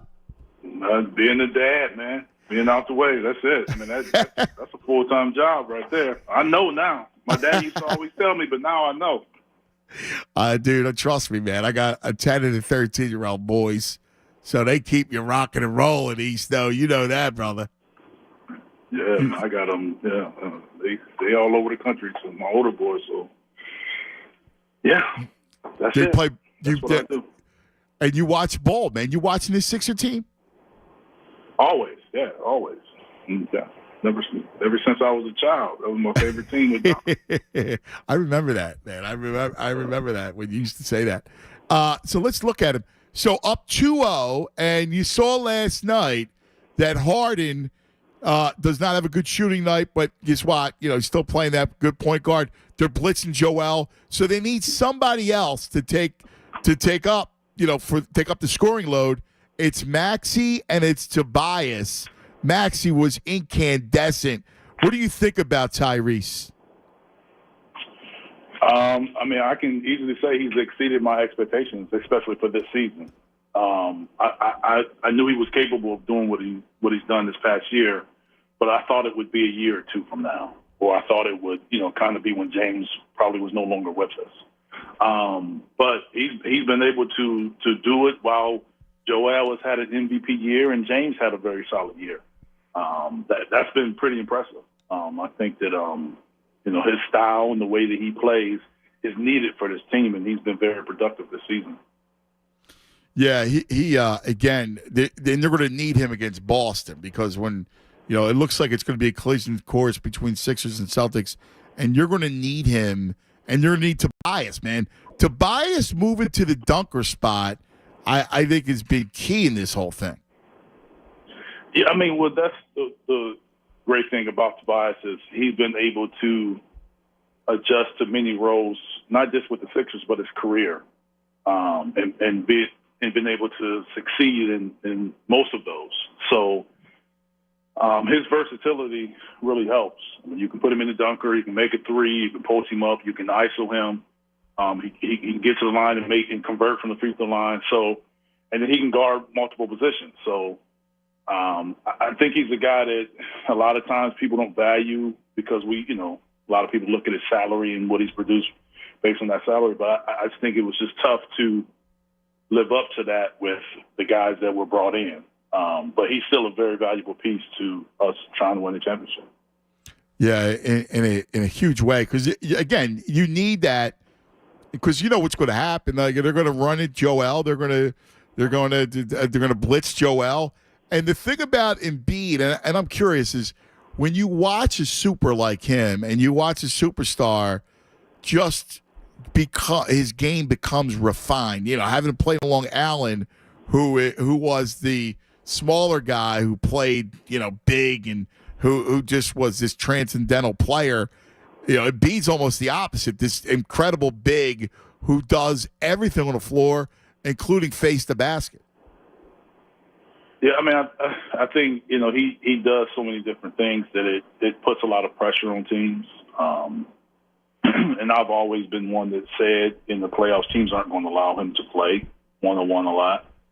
And you're seeing that now. I think that he's going to have to adjust because teams are going to mix it up. It will be a little more strategic as far as how you double. Do you double on the catch? Do you double on the dribble? Do you double if he's dribbling left? Do you double if he's dribbling right? Do you dribble if he's on the left side, right side? It depends on how sophisticated and, you know, good the defense is as far as the versatility they can bring doubles. But there will be games when he'll have to play through that double, and there'll be games like game one where other guys will have to perform well. It'll be, you know, highs and lows, but his game and his versatility is definitely different than AI, but it's still dominant. I mean, he has a move. He has a go-to move, which has now become the catch at the elbow 15, 17 feet out. That has become his go-to move, and you have to stop it in order to beat us. And teams feel like doubling is the way to do that. Yeah, and you look at last night. He has 7 dimes. He moves the ball well. And his game, again, has just become so more refined. It was funny. There was one moment where he catches the ball, gets a rebound, and he takes it coast to coast. And it was like, look at him, big fella. He's amazing because he almost replicates other guys. Like he does a Kobe, he does a Dirk, he does a Durant. He's incredible in that way, how he can replicate moves. Yeah, that's the talent. I mean, the talent that he has to be able to have multiple amounts of moves that he can accomplish. And he can do it with a consistent basis. It's hard to do, but it's, just got to give him credit for being the talent that he is and putting in the work and continuing to improve. But he's sort of at that part of his career where the game is slowed down and he knows his spots and he's getting to his spots, which takes work too, because a lot of guys settle, they get tired or they don't want to work, they just give up their positioning. But you can tell with Brooklyn, they're trying to push him off his spots and get him off his spots where he's most comfortable. But that takes effort and energy. But he's just very good at finding his ways to get there. And we all know what happened when he does. We're talking to Eric Snow, our old buddy E. Snow. It's so great to hear from you, man. A couple things. I heard you got a podcast coming. Yeah, man, just some things I can do at home, talk about the Sixers, things I'm going to do anyway. But, believe in 76ers has given me an opportunity to kind of talk about our team and talk about the league somewhat, just something I would do anyway. So now we're just kind of putting it on a podcast, and hopefully we can, people can watch and do what I'd love to do, watch and talk about the Sixers. That's awesome, man. That's going to be fun, brother. That's going to be a lot of fun. Are you kidding me? You got to get AI on one day, man. I get him on one. I get him on one day when he, he called me back. Like he is, he's great at calling back. He's just not great at calling back when I'm awake. Listen, as someone that was part of Pat Croce's posse, like back in the day. Some great memories, man. I loved just, that whole time was so much fun. And that season was just amazing, man. It was one of the most incredible seasons. And he was such a character. I can only imagine how many Allen stories that you have. Yeah, I have many. I mean, not all I can say on radio, but but he's a great guy, man. Like, he's the best. It surprises people that I'm around all the time and my children that he just calls me like out the blue. Like that really like surprises them that Allen Iverson would just call me out the blue. And it, you know, people when they meet him, like, you know, they love him. So man, he's been not just a great teammate for me, he's been a great friend. And he's been a great friend of my family. And he still is to this day. And you know what's funny is that's the one thing. When Allen knows you and trusts you, he's a tremendous dude. And by the way, I mean, fun as all get out. And he's just a good time in so many ways. A great guy, man. But we had a good bunch back then. Like we all got along, and to this day, all still get along. And it was a good team, good locker room, and it was a great time. What was during? You remember the incredible playoff runs, right? Yeah, Indiana, Milwaukee, Toronto. Like just going through, like what stands out of all the memories of that incredible run?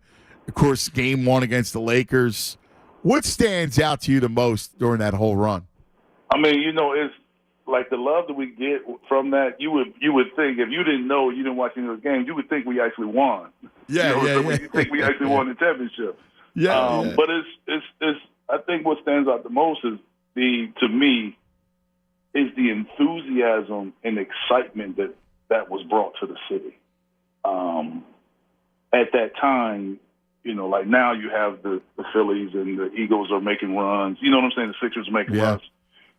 Then you didn't have that. So it was like this lull that the city wasn't really, you know, the teams weren't really living up to the city standards.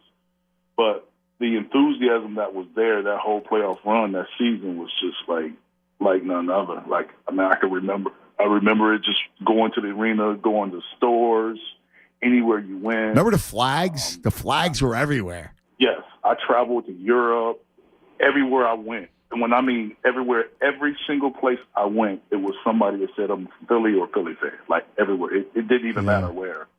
So that, and I still get it to this day. Yeah. I mean, sometimes people, you know, kind of tell me their age by, you know, reminding me of when they remember me. Right. Philly or Philly, you know, but that, but yeah, this, even to the, you know, to this day I go places and people talk about that run. Well, it was miraculous, and it was such an interesting style. I think you're right. It happened at the right time, and the way you guys played also, I think, captured the imagination. And obviously, I mean, Allen there was nothing like him. Like you look at today's game, and you see the Ja Morants, and right, you see De'Aaron Fox, and a little bit of Maxey, right? You see these guys. No one played like Allen played back in the day. That fast, that prolific of a scorer, that fearless. He was so unique. But that's the interesting thing. Like you mentioned, all those guys, and all those guys are way bigger than Allen. Yeah. Even though they appear to be small. Right. You know, John Moran and Maxey are like 4 or 5 inches taller. Right. That's the truth. So, you know, you just don't realize like how small he was and how dominant he was. I mean, we had our run. We had a great run. I mean, unfortunately, you know, the way our team was built, you know, the NBA changed the rules the next year, and it changed everything. Yeah, it changed the way our team was built.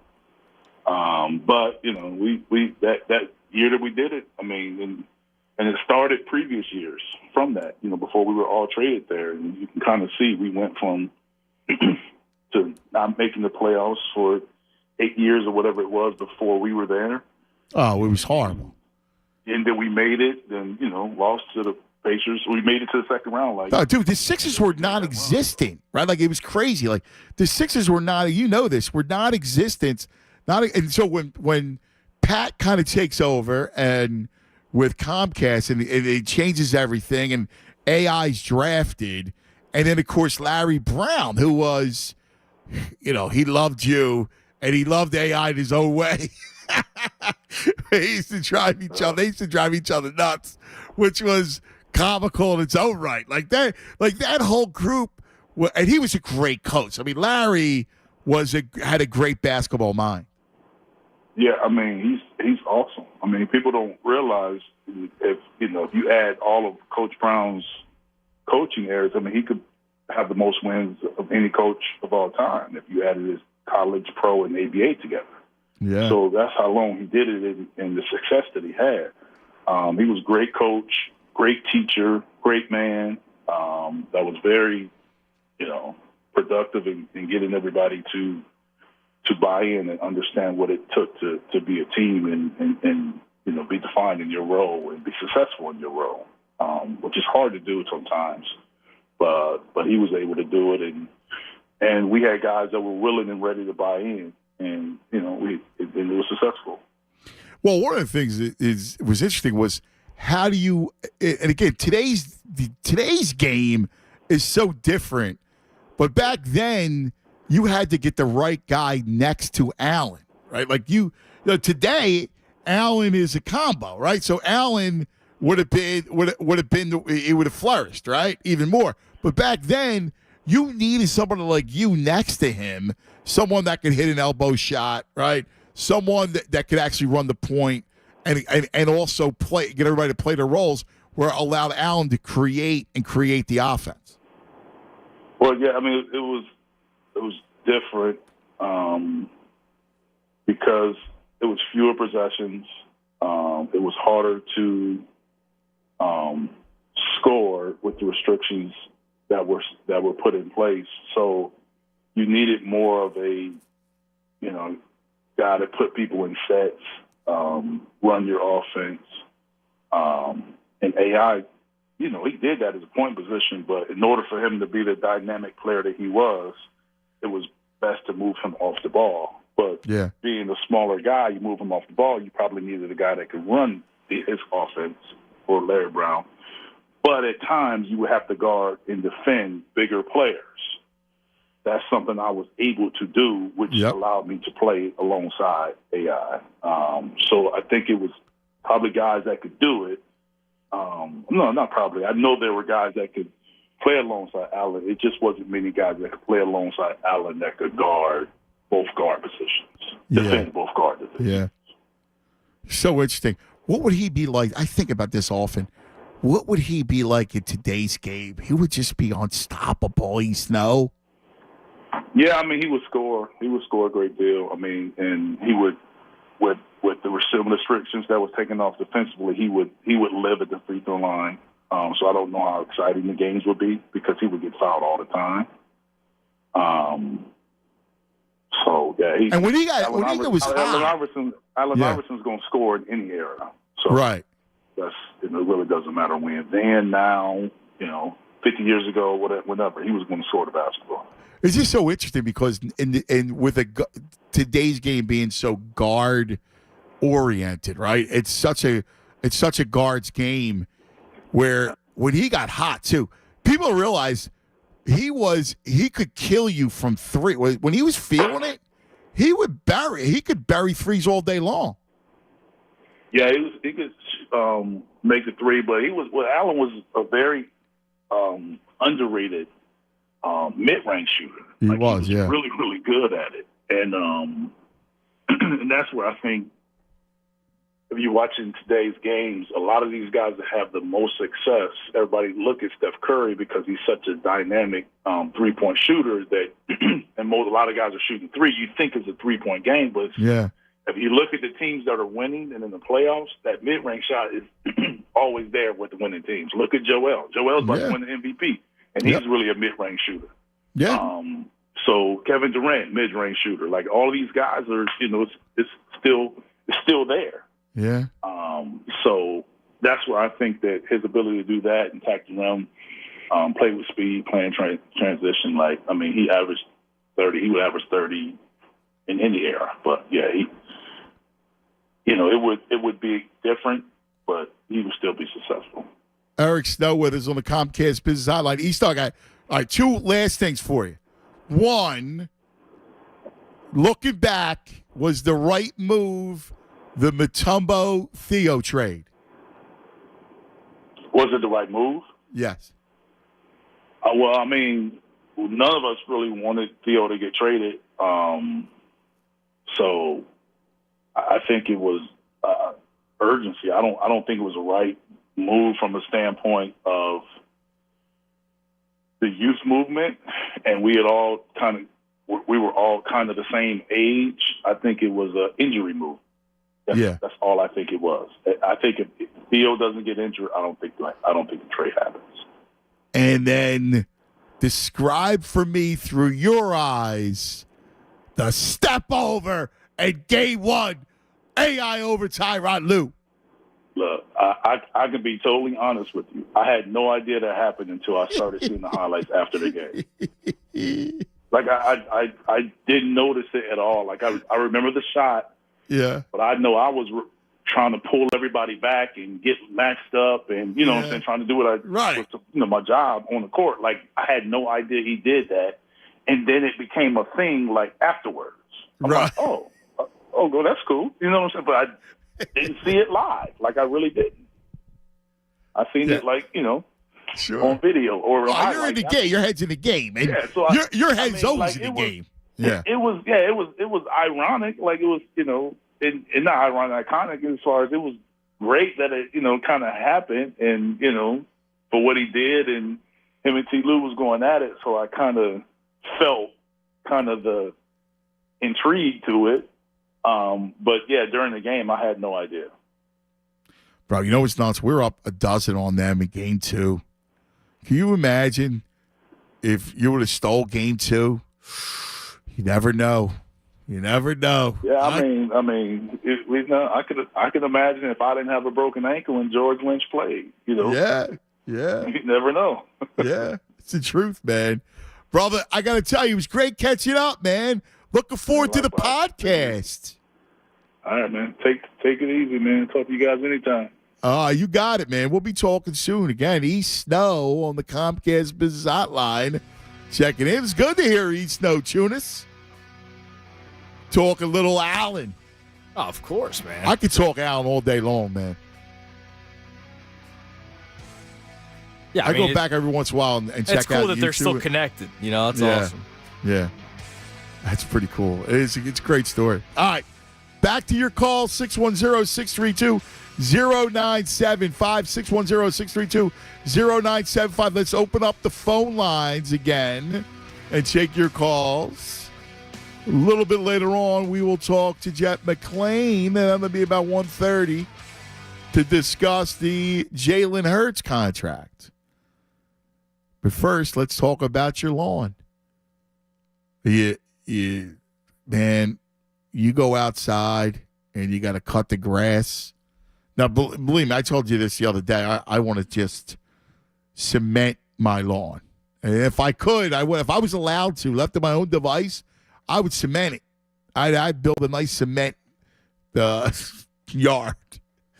But, of course, that's not realistic, and you got to cut it. So if you're looking for the right mower, I got a great one for you, the Gravely zero-turn mower. Yes, Gravely is a name you should know. They've been shaping the American landscape for more than 100 years. They know mowers, they know engineering, and you know who's got them? Aaron's. Yes, Aaron's. The king of snow is also the king of spring. And that's why you got to check out the Gravely zero-turn mower. Never been a better time to finally treat yourself to that Gravely zero-turn mower. You'll get the job done in just a fraction of the time. You'll actually look forward to mowing the lawn on a Gravely. That's right. Gravely zero-turn mowers. They make reliable machines, Gravely, for all needs to stripe your lawn this season. You got to check out the Gravely zero-turn mower. Gravely, shaping the American landscape for more than 100 years. Fanatic Sports Update. Sixers up 2-0. Man, Sal Tunis, and this update is brought to you by DEA's Take Back Day. Visit DEATakeback.com. Help DEA keep our community safe and healthy by participating in National Prescription Drug Take Back Day, April 22nd. Find a collection site near you at DEATakeback.com. Sixers took a 2-0 series lead yesterday, beating the Brooklyn Nets. Tyrese Maxey led the way for the Sixers, 33 points. Joel Embiid, 20 points. He had 19 rebounds. Tobias Harris had a double-double as well. Sixers look to go up 3-0 on Thursday. Game 3, of course, taking place in Brooklyn. You can listen to all Sixers games live right here on 97.5 The Fanatic. Phillies have a doubleheader with the White Sox in Chicago. Yesterday's game was postponed due to snowy weather. Game 1 will be at 4:10. Keep it locked here in The Fanatic for all the latest news and information. Jeff McClain, by the way, joins the show coming up at 1:20 to talk about that Jalen Hurts contract extension right here at 97.5 The Fanatic. It's the Anthony Gargano Show on 97.5 The Fanatic. Congratulations to our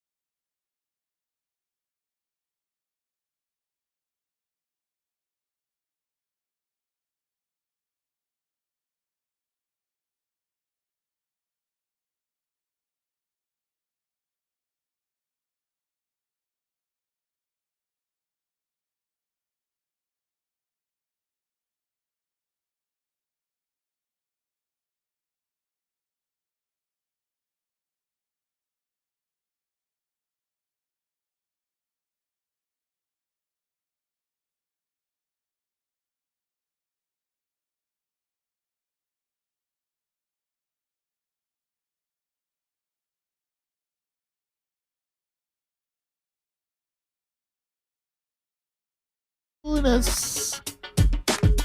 Beautiful day. A little chilly, Tunis, but beautiful nonetheless.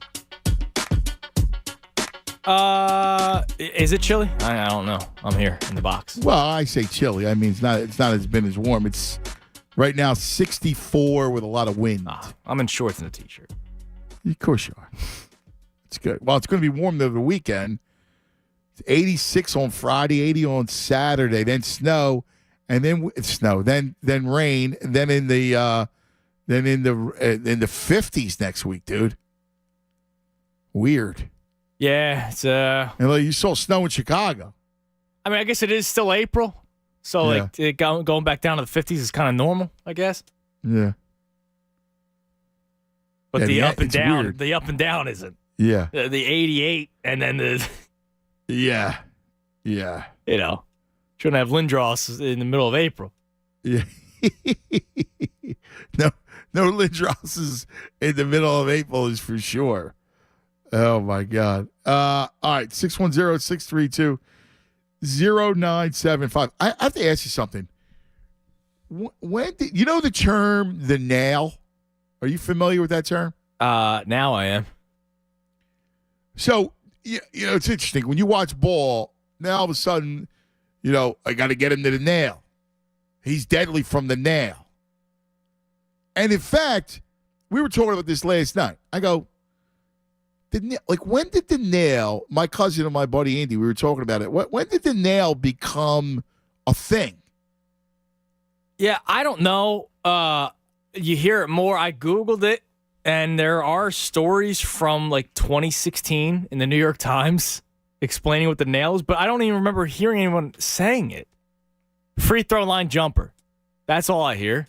Obviously, elbow. Right, there's the nail. There's a legit nail. Right. That actually is the middle. It's the middle part of between the elbows is the nail. But directly the facing play-by-play the person rim. just says, for the most part, free throw line jumper, bang, in, or as Spiro says, splash! Yeah. I don't like the splash. I'm not a We splash can save man that either. for another conversation. Yeah, I agree with that. Splash! Yeah.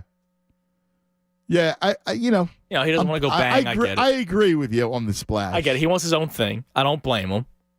But come on. But the nail, what's crazy? When did these things change? You brought up a great one. I brought this up to you during the break because we were talking about it last night. It drives me insane. The vernacular is always changing. Yeah, it is all the time. And, I already forget what I said to you during the break. What was the one that I said? The sweeper. The sweeper. Thank you. In baseball, the new pitch is the sweeper. And it's all over the place. Everybody is now throwing a sweeper. And it's the slurve. Or it's a curveball. Or it's a slider, depending on the release point or how they throw it. But now all of a sudden the sweeper is a new pitch. It's like everybody throws a cutter now, right? Mariano Rivera perfected the cutter, and now everybody adds it to their repertoire, which it's movement. You'd rather throw a cutter than a four-seam fastball sometimes because of how much movement there is. But now all of a sudden everybody has a sweeper. But it's the first time I heard it was this year, and now it's on every scoreboard. Right, the sweeper.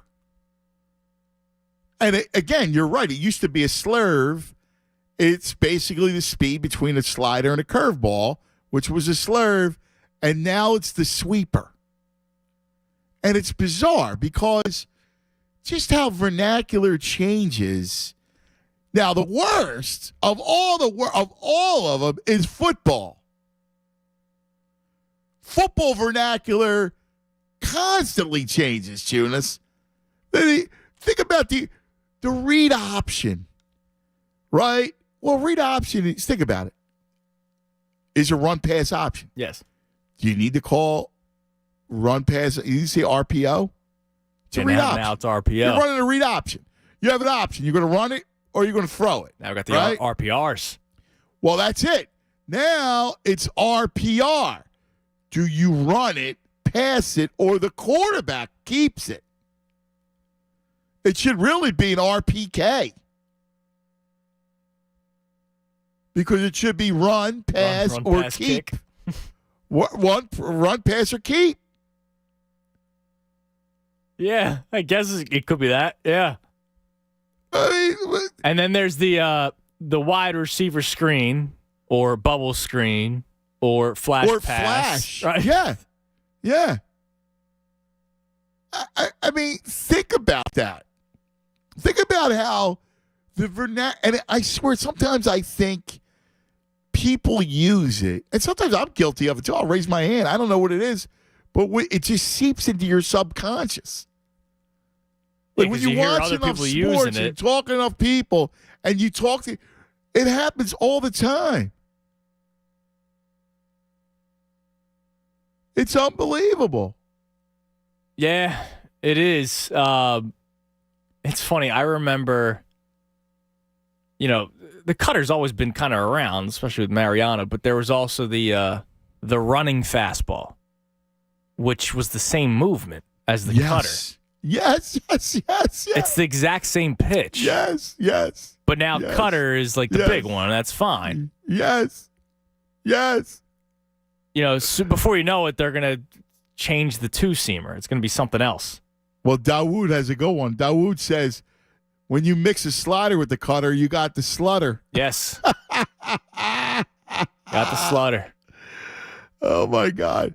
My cousin Joey chimes in, and he goes, it's like the game wrecker on defense. Yeah. Right? He's a game wrecker. And you know what's funny? That sports slang, right? My cousin Joey just brought it up. You'll hear we're in the draft time. And there's nothing good motor. Oh my God. The draft gives you all that stuff. Like, it's almost like they changed the vernacular to make them sound like a doctor. Yeah, I mean, Kuiper speaks in it. Yes. Good motor. Yeah. He's got a good ass. Good hips. Hips are always big. Quarterback? Yeah, man. What a Gotta quarter? have good hips. Stiff hips, no good. But it's unbelievable. Long. Everybody's long. Yeah, length. Length is there. Length.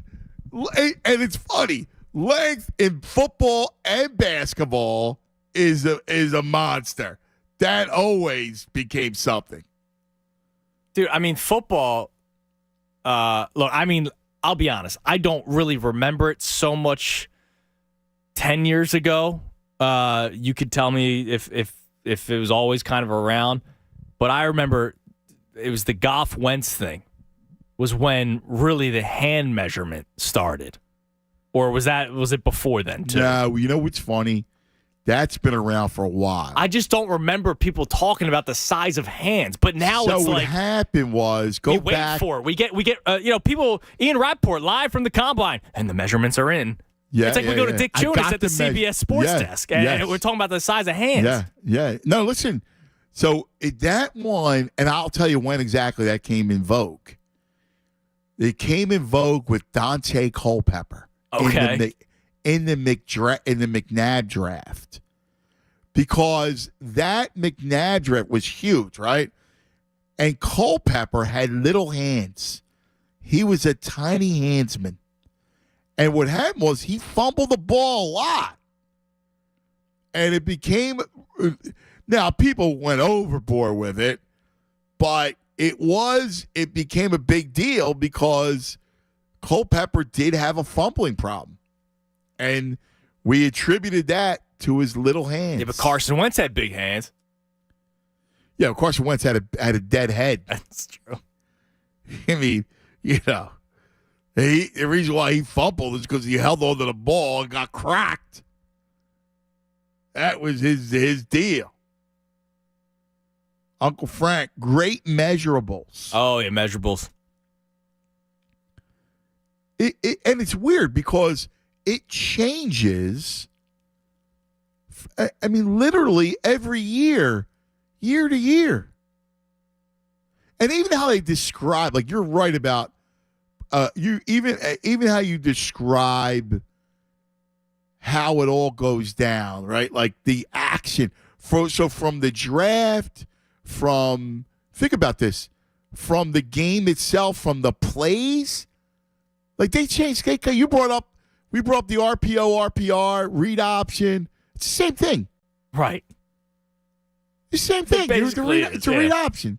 Here's another one for baseball, and I know the differences of the pitch, trust me.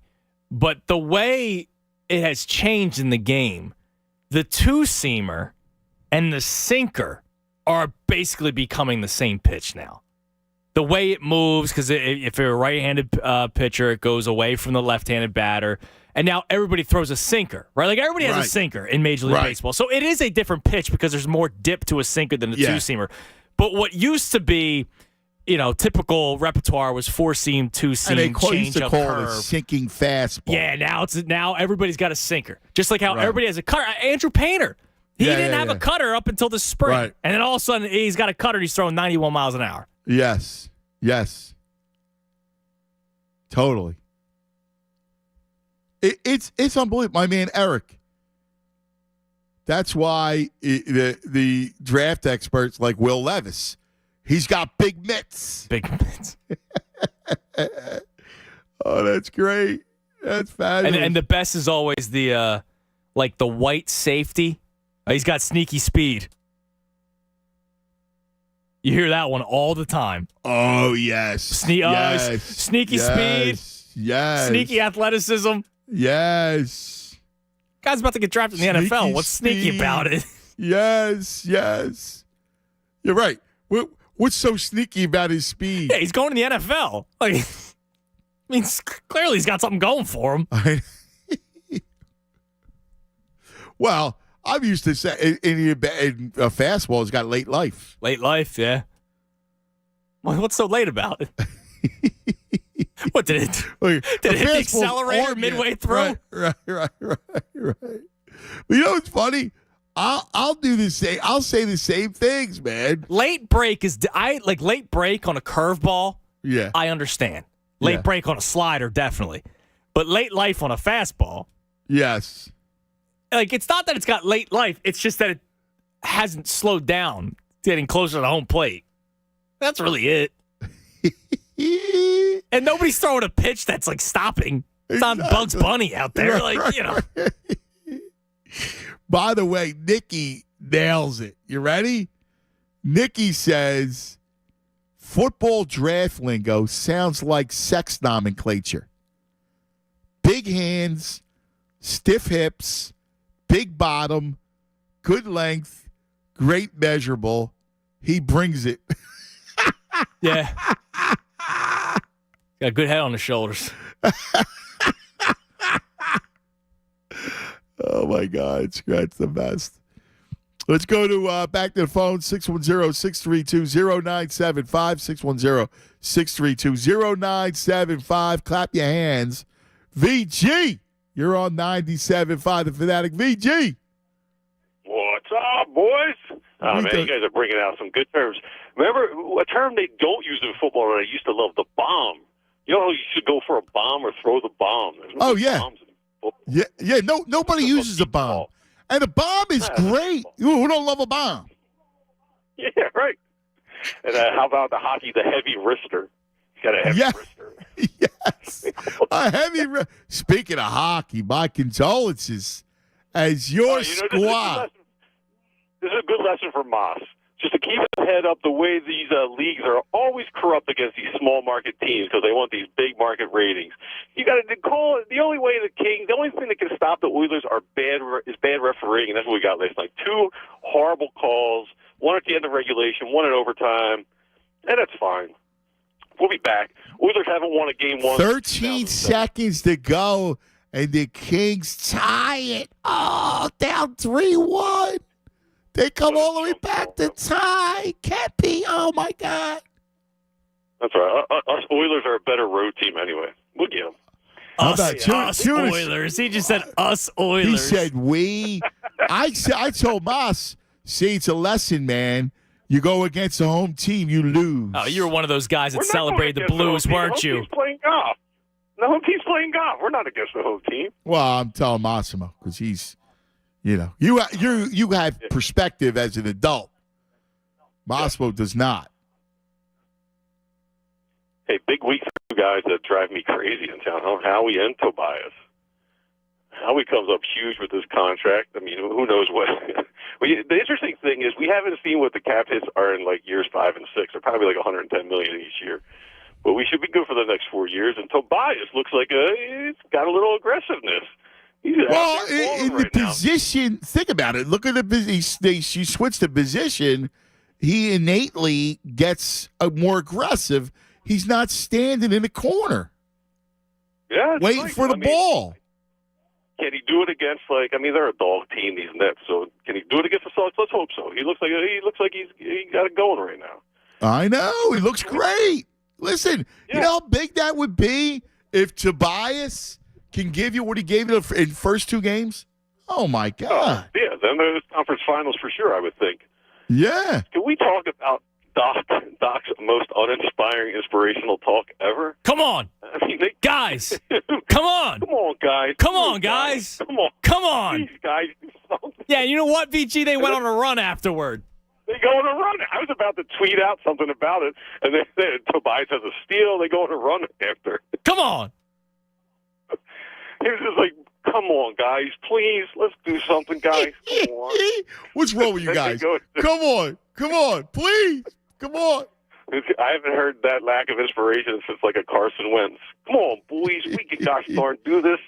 Hey, man. Oh, dude, we're close. I heard Carson Wentz say we're close 1,000,000 times that last season. We're so close. Like, dude, you're so 3-8. Like, you're not close. Well, we're so close. And meanwhile, you got 17 interceptions. So yeah, he's close to hunting, turkey hunting. By the way, Pet Shop Eddie, stone violation on violations. Greg for Edmonton, love. Oh, 100%. Why you say 100%? It is a violation. You can't. He's He jumping said a ship. we and an us. Yeah, he's jumping ship, bro. And he's like, oh, I'm a part of the team. Us Oilers. He said us Oilers. I think he was doing that to tweak us. By the way, I got to bring this up. Yes. I apologize that I did not have this in the vault today, but it's probably a good thing I didn't have this in the vault. There's a new Twitter account that I just hit the follow button on called NBA Cobwebs. Photos, news clips, highlights, and fistfights from the corners of the NBA history. So it's just all old school stuff, NBA. You would probably love this. I did not know about this loss. But on this day in 1986, the Sixers lost Game 1 of their playoff series to the Washington Bullets, who went on an 18-0 run in the final 4 minutes of the game to win. Do you remember this? All right, so I need to go back and study it for a second. So it was 1986? Yeah. So Barkley's on the squad. And I believe, is that the Jeff Rowland Sixers? I guess. Manute Bol was on the Bullets because they showed him. It's hard to miss. 1986. There's 3:49 left, and the Bullets outscored the Sixers 18-0. They win 95-94.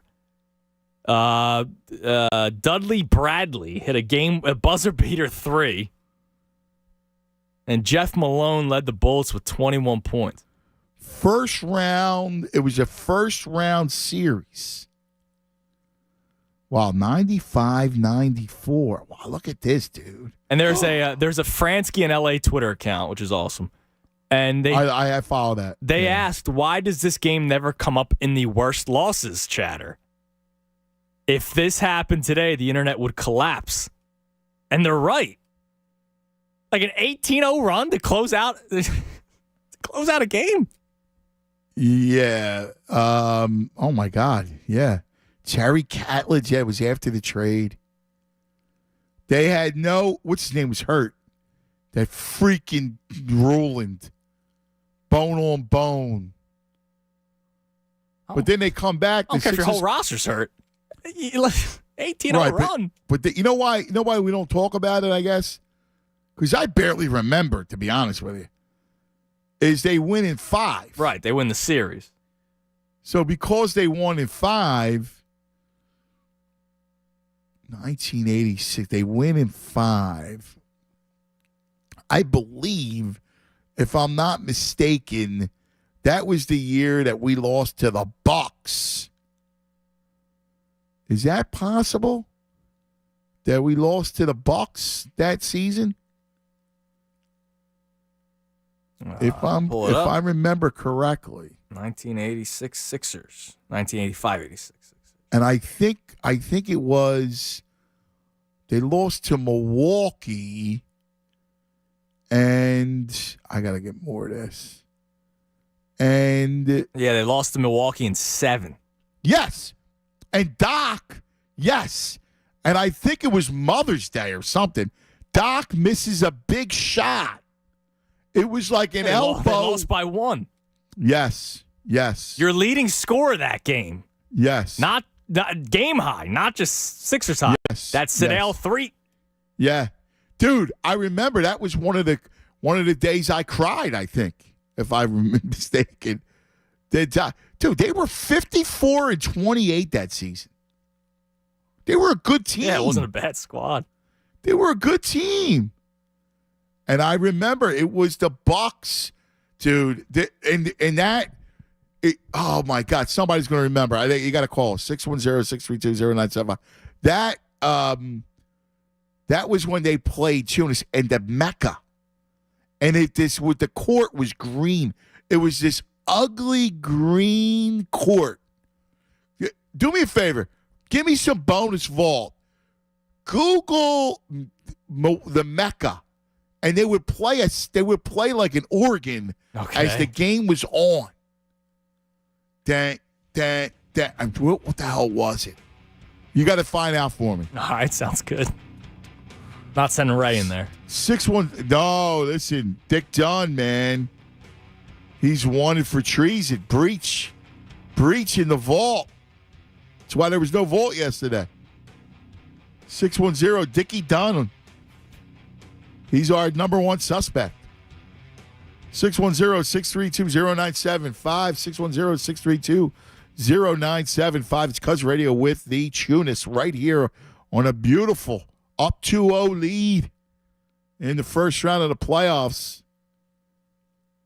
Let me tell you about the Bet Parks app. Oh, the Bet Parks app's got you covered for all the goodies. As you got all the games going on, and if you took a last night's game, you look see the end game is interesting because you can see the game and go, huh? Is it possible Sixers are down by 5.5? I don't know what the halftime line was, but you lay it, or maybe even a money line, right? Like you could lay it and you go, the Sixers are going to win a game. They're probably going to win by some margin. Here they win by 12, so you could jump in right then and there, or before the game, you're running. You look at all the props. You go, this is a Maxey night tonight. And you go over Maxey. You build the same game parlay. A million ways to play it. A lot of fun on the Bet Parks app. Check it out. BetParks.com's got all the details. Like if you bet $10 and you're a new user and you win, you get up to $125 in sportsbook credit. Check it out. You got to be in PA, New Jersey, Ohio. You got to be 21. Gambling problem, call 1-800-GAMBLER. Fanatic Sports Update. Sixers up 2-0. Amanda Tunis, and this update is brought to you by SleepHealthyPA.com. Do you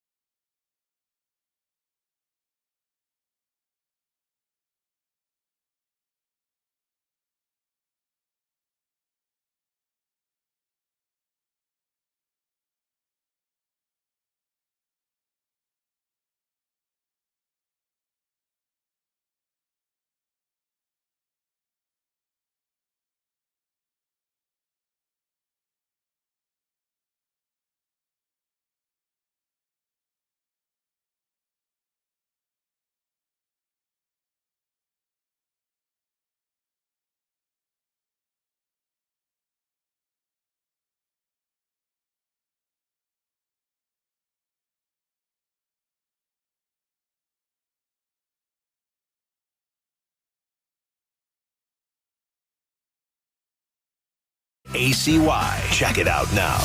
What's up, guys? It's Andrew. The weather is beautiful, so that means you're going to be doing a lot of stuff outside with your significant other. And when you're looking at the sun's nice. There's nice flowers, beautiful flowers all over the place. And then you're looking at her, and you're going, wow, she's the one. That means it's engagement season, okay? Andrew here to tell you about a very special.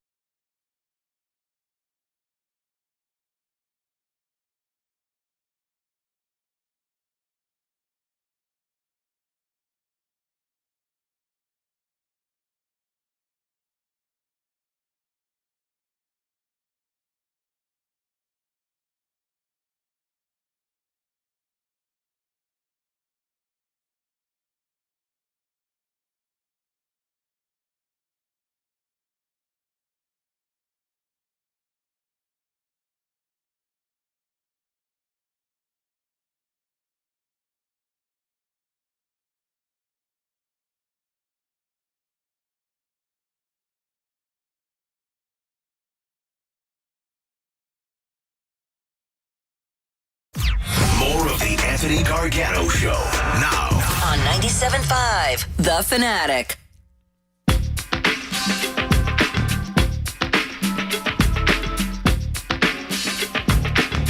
120 across the Delaware Valley. Hanging out on a beautiful, an absolutely beautiful Tuesday, and it's a great day. So we got Sixers up 2-0, and looking sweepish. Even we were talking about that Brooklyn team. I don't think they can win a game. Sixers did not play well in the first half. And look, that second half they roll, and they didn't play all that well. And so I just don't think that Brooklyn is good enough to win. So you sweep, you get well, and then the war is on. That's what it comes down to. And now, let us switch gears for a moment and talk about the big move from yesterday. Yes, every Tuesday we love talking birds with our next guest, who does such a great job covering the Eagles for the Inquirer, Inquirer.com. He's Jeff McClain. Jeffrey! Anthony, what's up?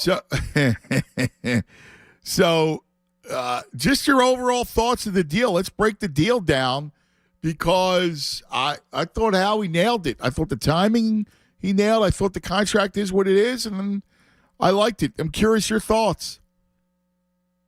Yeah, I don't think it's not a surprise. Howie's made very clear, and then Jeffrey Lurie backed him up at the owners' meetings that this is what was going to happen, that Jalen Hurts was going to remain an Eagle for the future here, and the Eagles had every intent of making that happen this offseason, and pretty much had to make it happen this offseason because they didn't want Jalen going into the last year of his contract without an extension. And they gave up a lot. They dipped into the deep reserves and are paying him at $51 million a year, which makes him the highest paid NFL player in the NFL, in NFL history.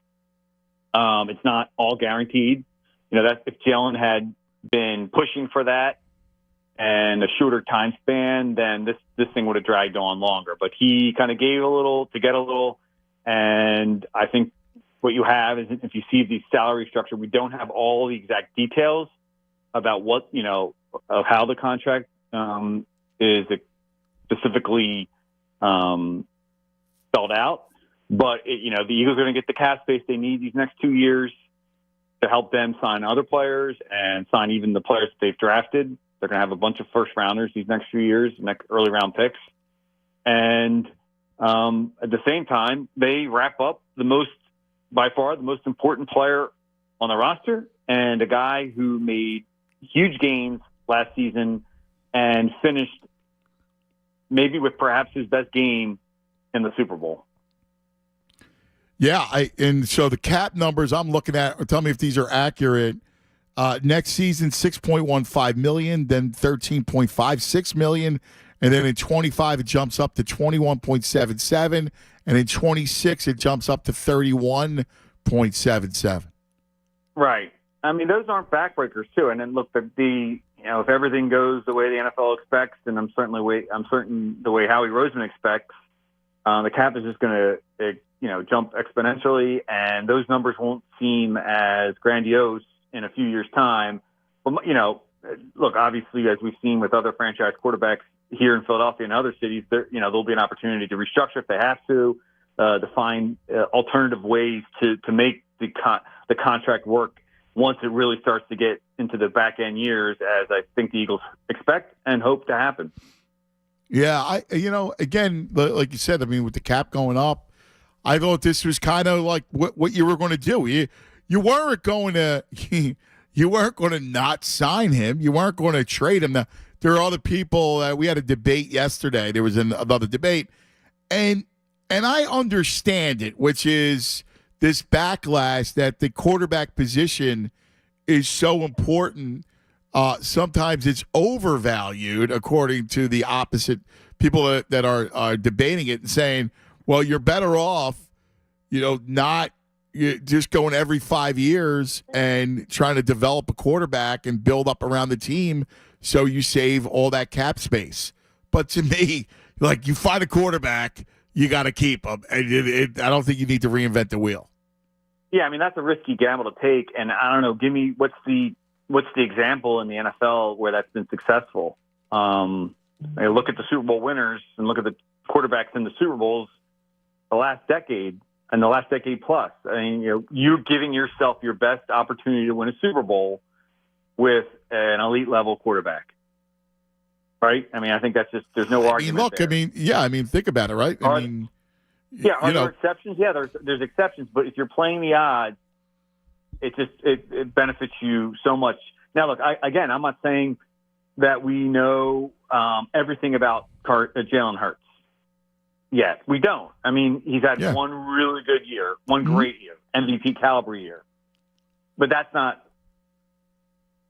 plural. I mean, that's just one. So look, I'm not saying that he's going to turn out to be Patrick Mahomes or someone. I think at this point you can say, yeah, you can trust that he's going to come out and have the same year. That's the gamble here. I mean, but I think the one thing you can say about Jalen, besides just the performance and the improvement from year 2 to 3, is that you just don't have to worry about the work ethic. You don't have to worry about him doing everything that's necessary off the field to become a top caliber quarterback. And that, with the last quarterback that they gave a franchise deal, that ended up being an issue. Now, some of that falls on the team, no doubt about it. Some of, in terms of the players they surrounded him with, some of the way that they treated him, they gave him this kind of clout that he hadn't yet earned. But some of that, it was on Carson, and Carson expected a lot of that and took advantage of that. And eventually he just showed that he wasn't able to handle the rigors of being in that position, especially when a team drafts a quarterback behind you. Jalen, I bet you the Eagles spend a first-round pick on a quarterback next week, Jalen wouldn't give a hoot. You know what I'm saying? Like, it would just motivate him more and he'd become even better. So, like, that's what you're getting with him. Yeah, I feel you, man. I completely feel you. I mean, one of the things, the points that I was making was, anytime you sign this kind of mega deal, you're betting on the individual. And while you're right, it's 1 year, and that's entirely fair, he's not a guy that I got to worry about that's going to get fat, that's not going to do work, going to be lazy, that's just going to rest on his laurel. Like, I don't have to worry about any of that stuff. Who are you referencing with that fat comment? I mean, we've seen it before. Yeah, I know. You know what I mean? Right here. We've seen it. I mean, I don't have to worry about any of that stuff.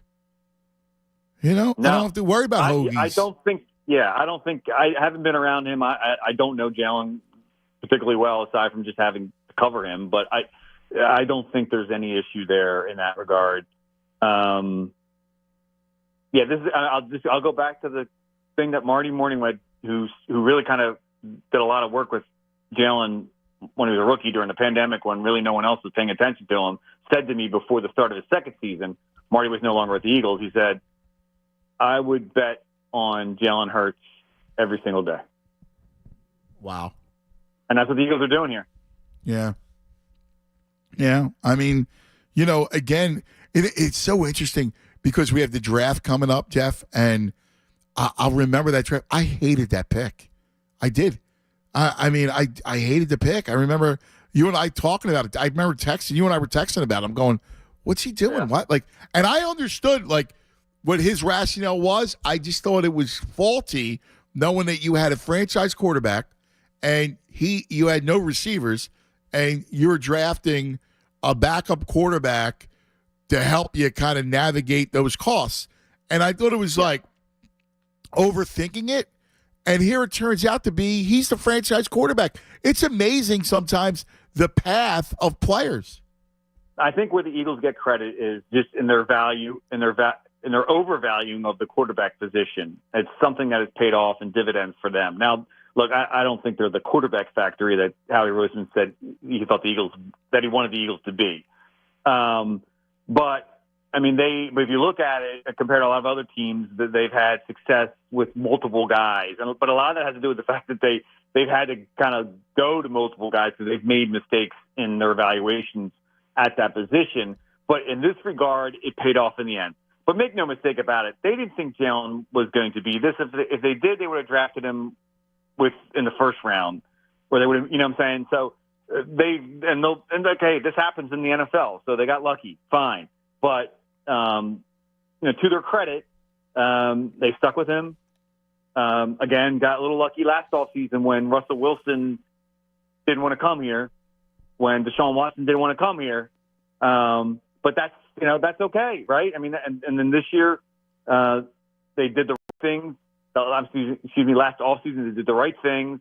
They got him a top-notch receiver, right? They continued to invest in the offensive line. They gave him a lot of talent around him, and they invested in the position with other positions.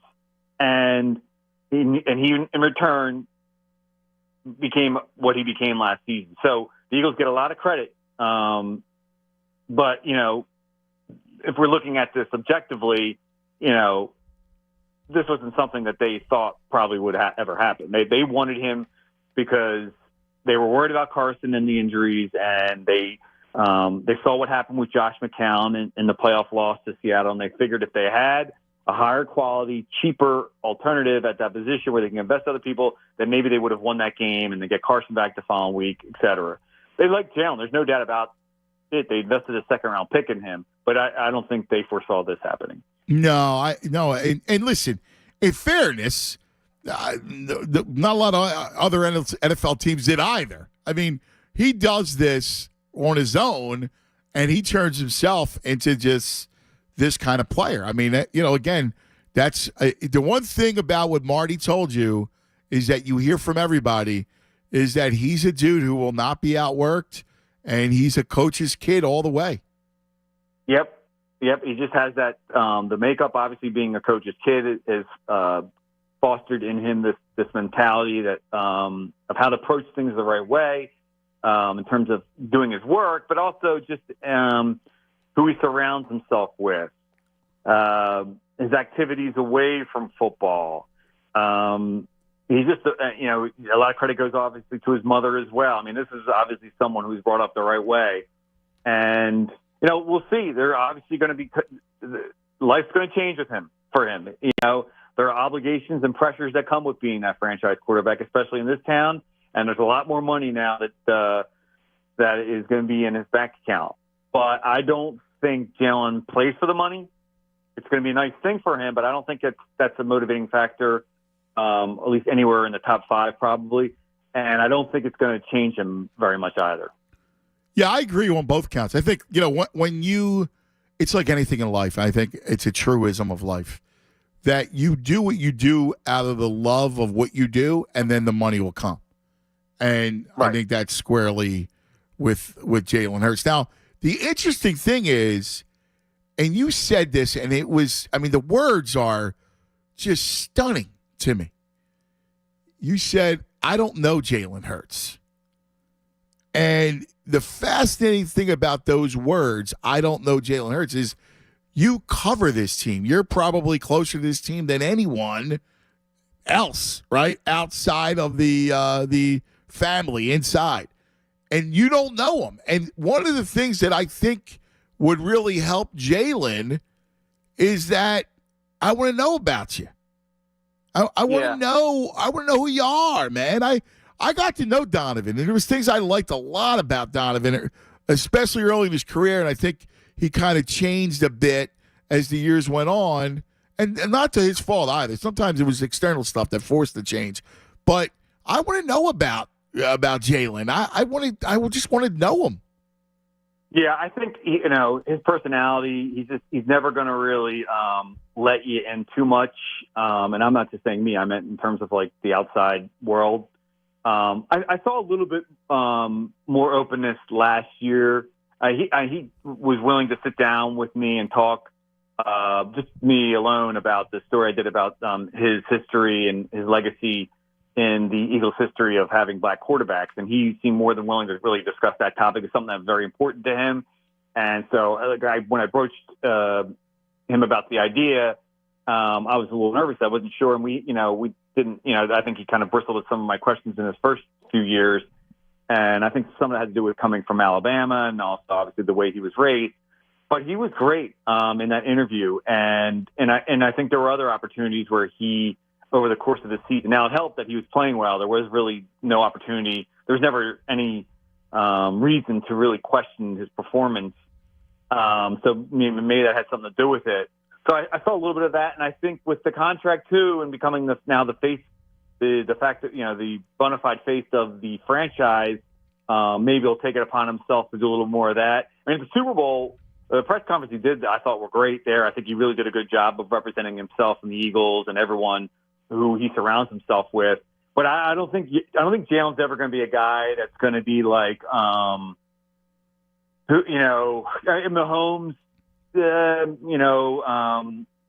I'm trying to think of guys who really kind of like are gregarious. I don't know if that's Jalen, if he's ever going to be quite that guy. And you know what? As long as he's performing on Sundays, I don't think it really matters ultimately. Yeah, no, I don't either, but I think knowing Philadelphia, right? Like the one thing about Philadelphia is it wants to hug you.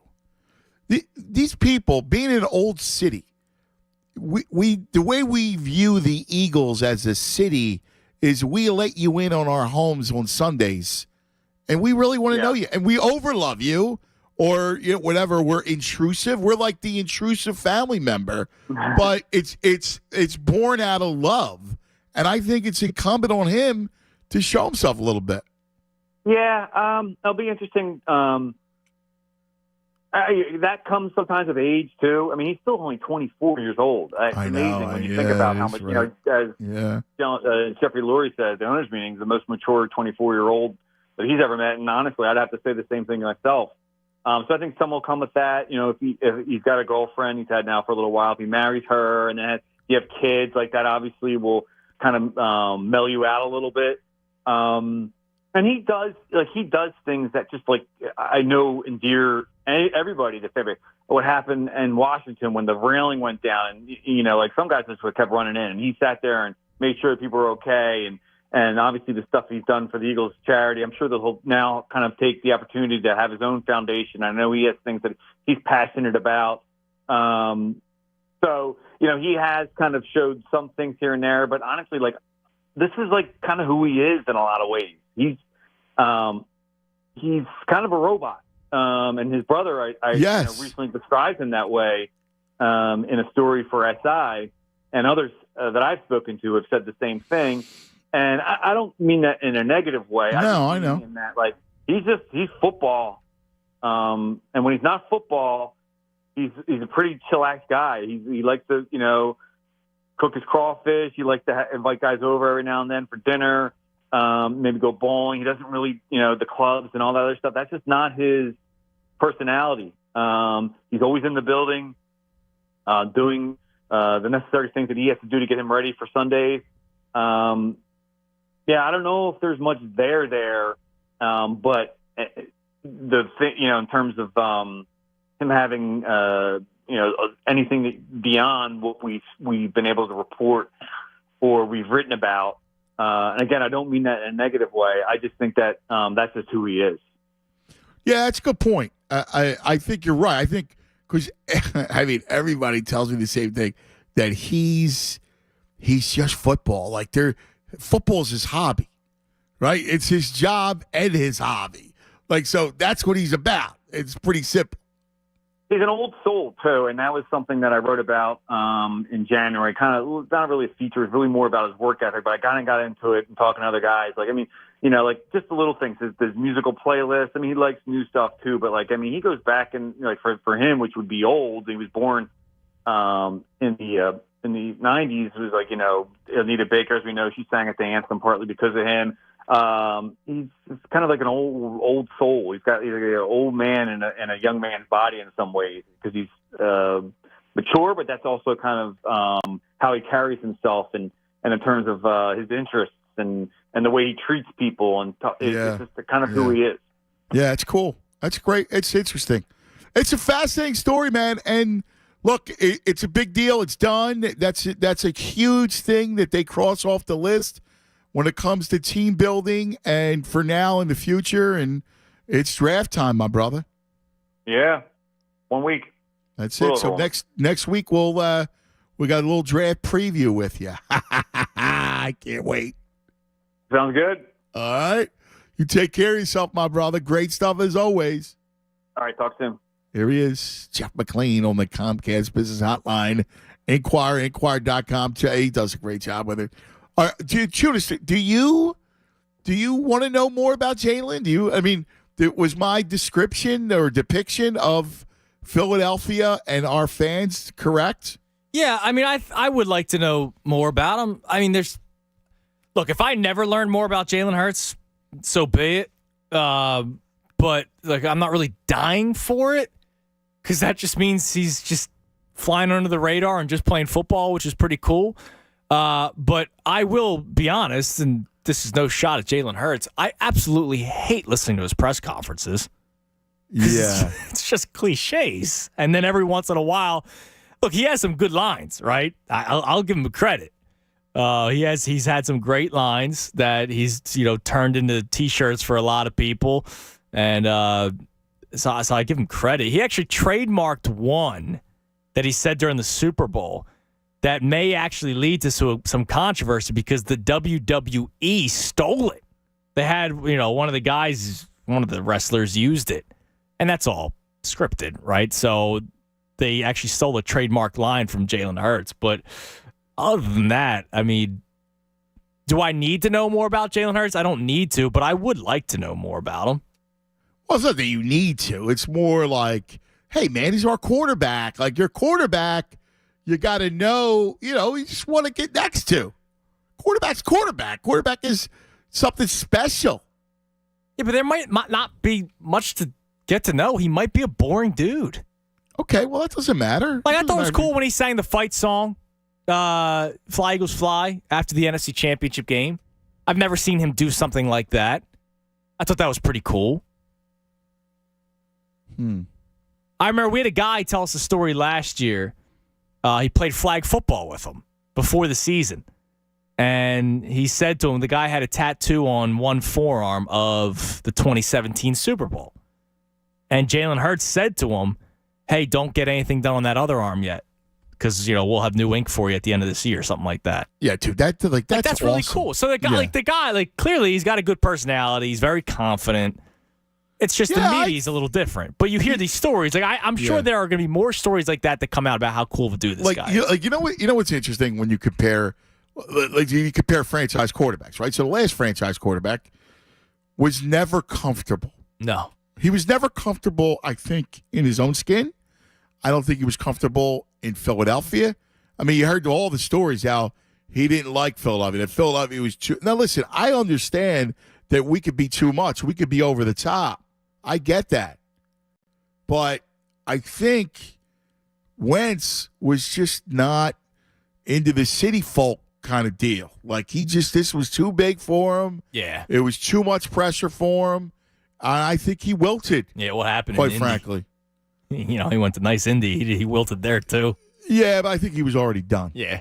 You know what I mean? I think he's already done, honestly. But this is kind of where you're at with remember, Wentz looked like a cartoon character after games sometimes. Some of his bad outfits. And he looked like he looked stupid. He looked ridiculous. Like a villain in Batman. You're right. He looked ridiculous. Bad colors and just, I don't know. It always sets, now I didn't know him, so I could be wrong, but It's just this is one of the vibes I got off of that he was just completely out of touch, uncomfortable, trying to be something he wasn't. I don't know. He never got me. Now listen, it's hard to be a franchise quarterback in Philadelphia. And this is something we got to talk about at some point. But there hasn't been a lot of franchise quarterbacks here. Oh no, definitely not. I mean, look how hard. I mean, you had Jaws. Yeah. Right? You have Randall. And then you go from Randall all the way to Donovan. Mm-hmm. And then you got a brief stint of Michael Vick. Cobb's a failure. Wentz he thought, but that didn't work out. Right. Foles was just, not really the franchise quarterback, although he started games. Yeah. And that's kind of what he is. But if you go back, and there was never really that. It's not like there's other towns and you go from franchise quarterback to franchise quarterback. No, you look at the Super Bowls, right? Jaws, and Cunningham with their appearances. Carson was supposed to be that guy that get to the Super Bowl that year, even though it was the whole Foles magic. But Carson was supposed to be that guy. McNabb in 2004, now Hurts. Really, the franchise quarterbacks that they've had have gotten them to the Super Bowl. Yes. You're right about that. All right, you had something for me before we get back to the phones? Yeah.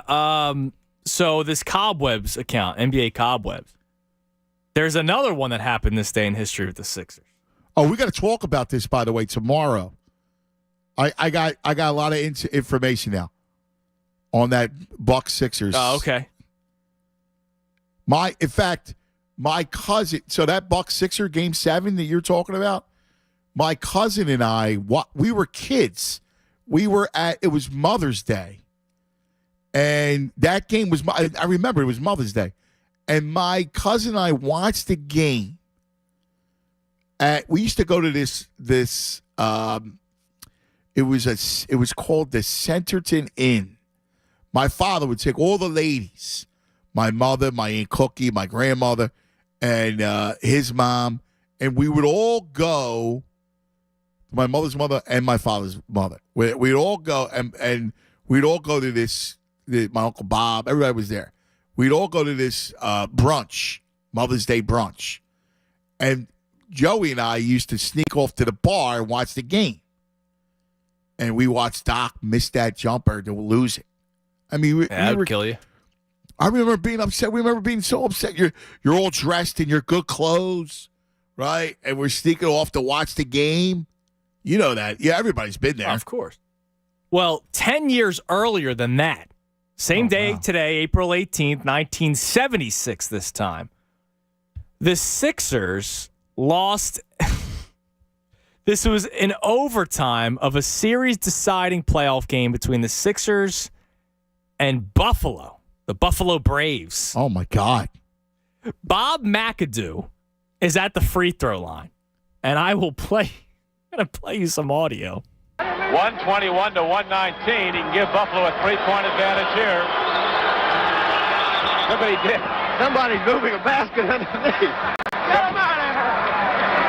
The woman shook the basket. Trying to give Mac a moving target. A fan ran on to, it's the basket. She just ran onto the court and started shaking the basket. Like no security stopped her getting to the court. You think about it now. If they think you're going to try to get onto the court, you're getting tackled. A woman actually ran onto the court and shook the basket, and it was the second time it happened. Oh, my God. So it happened twice in that game where a fan, while... What? No wonder people hate coming here to play. Oh, my God. That's amazing. Yeah, she just started shaking the net. So that happened in 1976 on this day. Sixers v. Buffalo Braves. So this NBA Cobwebs account, I love. There is a proposed MLB rule, Anthony, that they're going to try out in the Atlantic League this season because they always try these rules out in the Atlantic League first. And if this happens, I will never watch baseball ever again. Oh, no, please. No. And, of course, our buddy Vince is in favor of it. Vince and I don't see eye to eye often, it seems like, with sports. The Atlantic League is going to try a designated pinch runner this season. Each club will list a player who is not otherwise in the starting lineup as a designated pinch runner. That player may then be substituted at any point into the game as a base runner. The player who is substituted for, as well as the pinch runner, may then return to the game without penalty. So you can just... Now, you can use this how many times? As many times as you want. That's so stupid. What are we junking up the game for? Yeah, it's a junky game. I and that's agree. not to help protect injury. No, that's just, Reese Hoskins got on base. Let's bring in Billy Hamilton. Yeah. You could do that once per inning. Like, that's dumb. Yeah. No, come on, don't do that. Yeah, that's horrible. I agree with you. That's terrible. So I'm out on that. Yeah, it's too much. Again, that's junky. That's, oh my God, what? Yeah, we're almost done. Also, Ranger Suarez throwing 20 to 25 pitches off the mound today in Chicago. Bryce Harper will be in the box against them to see left-handed pitching. I love it. I love it. All right, we're out of time. Stay tuned. The best show ever coming your way next. Man, time flies when you're having fun. We love you guys. We'll see you in the morning. Fanatic Sports Update. Maxie leads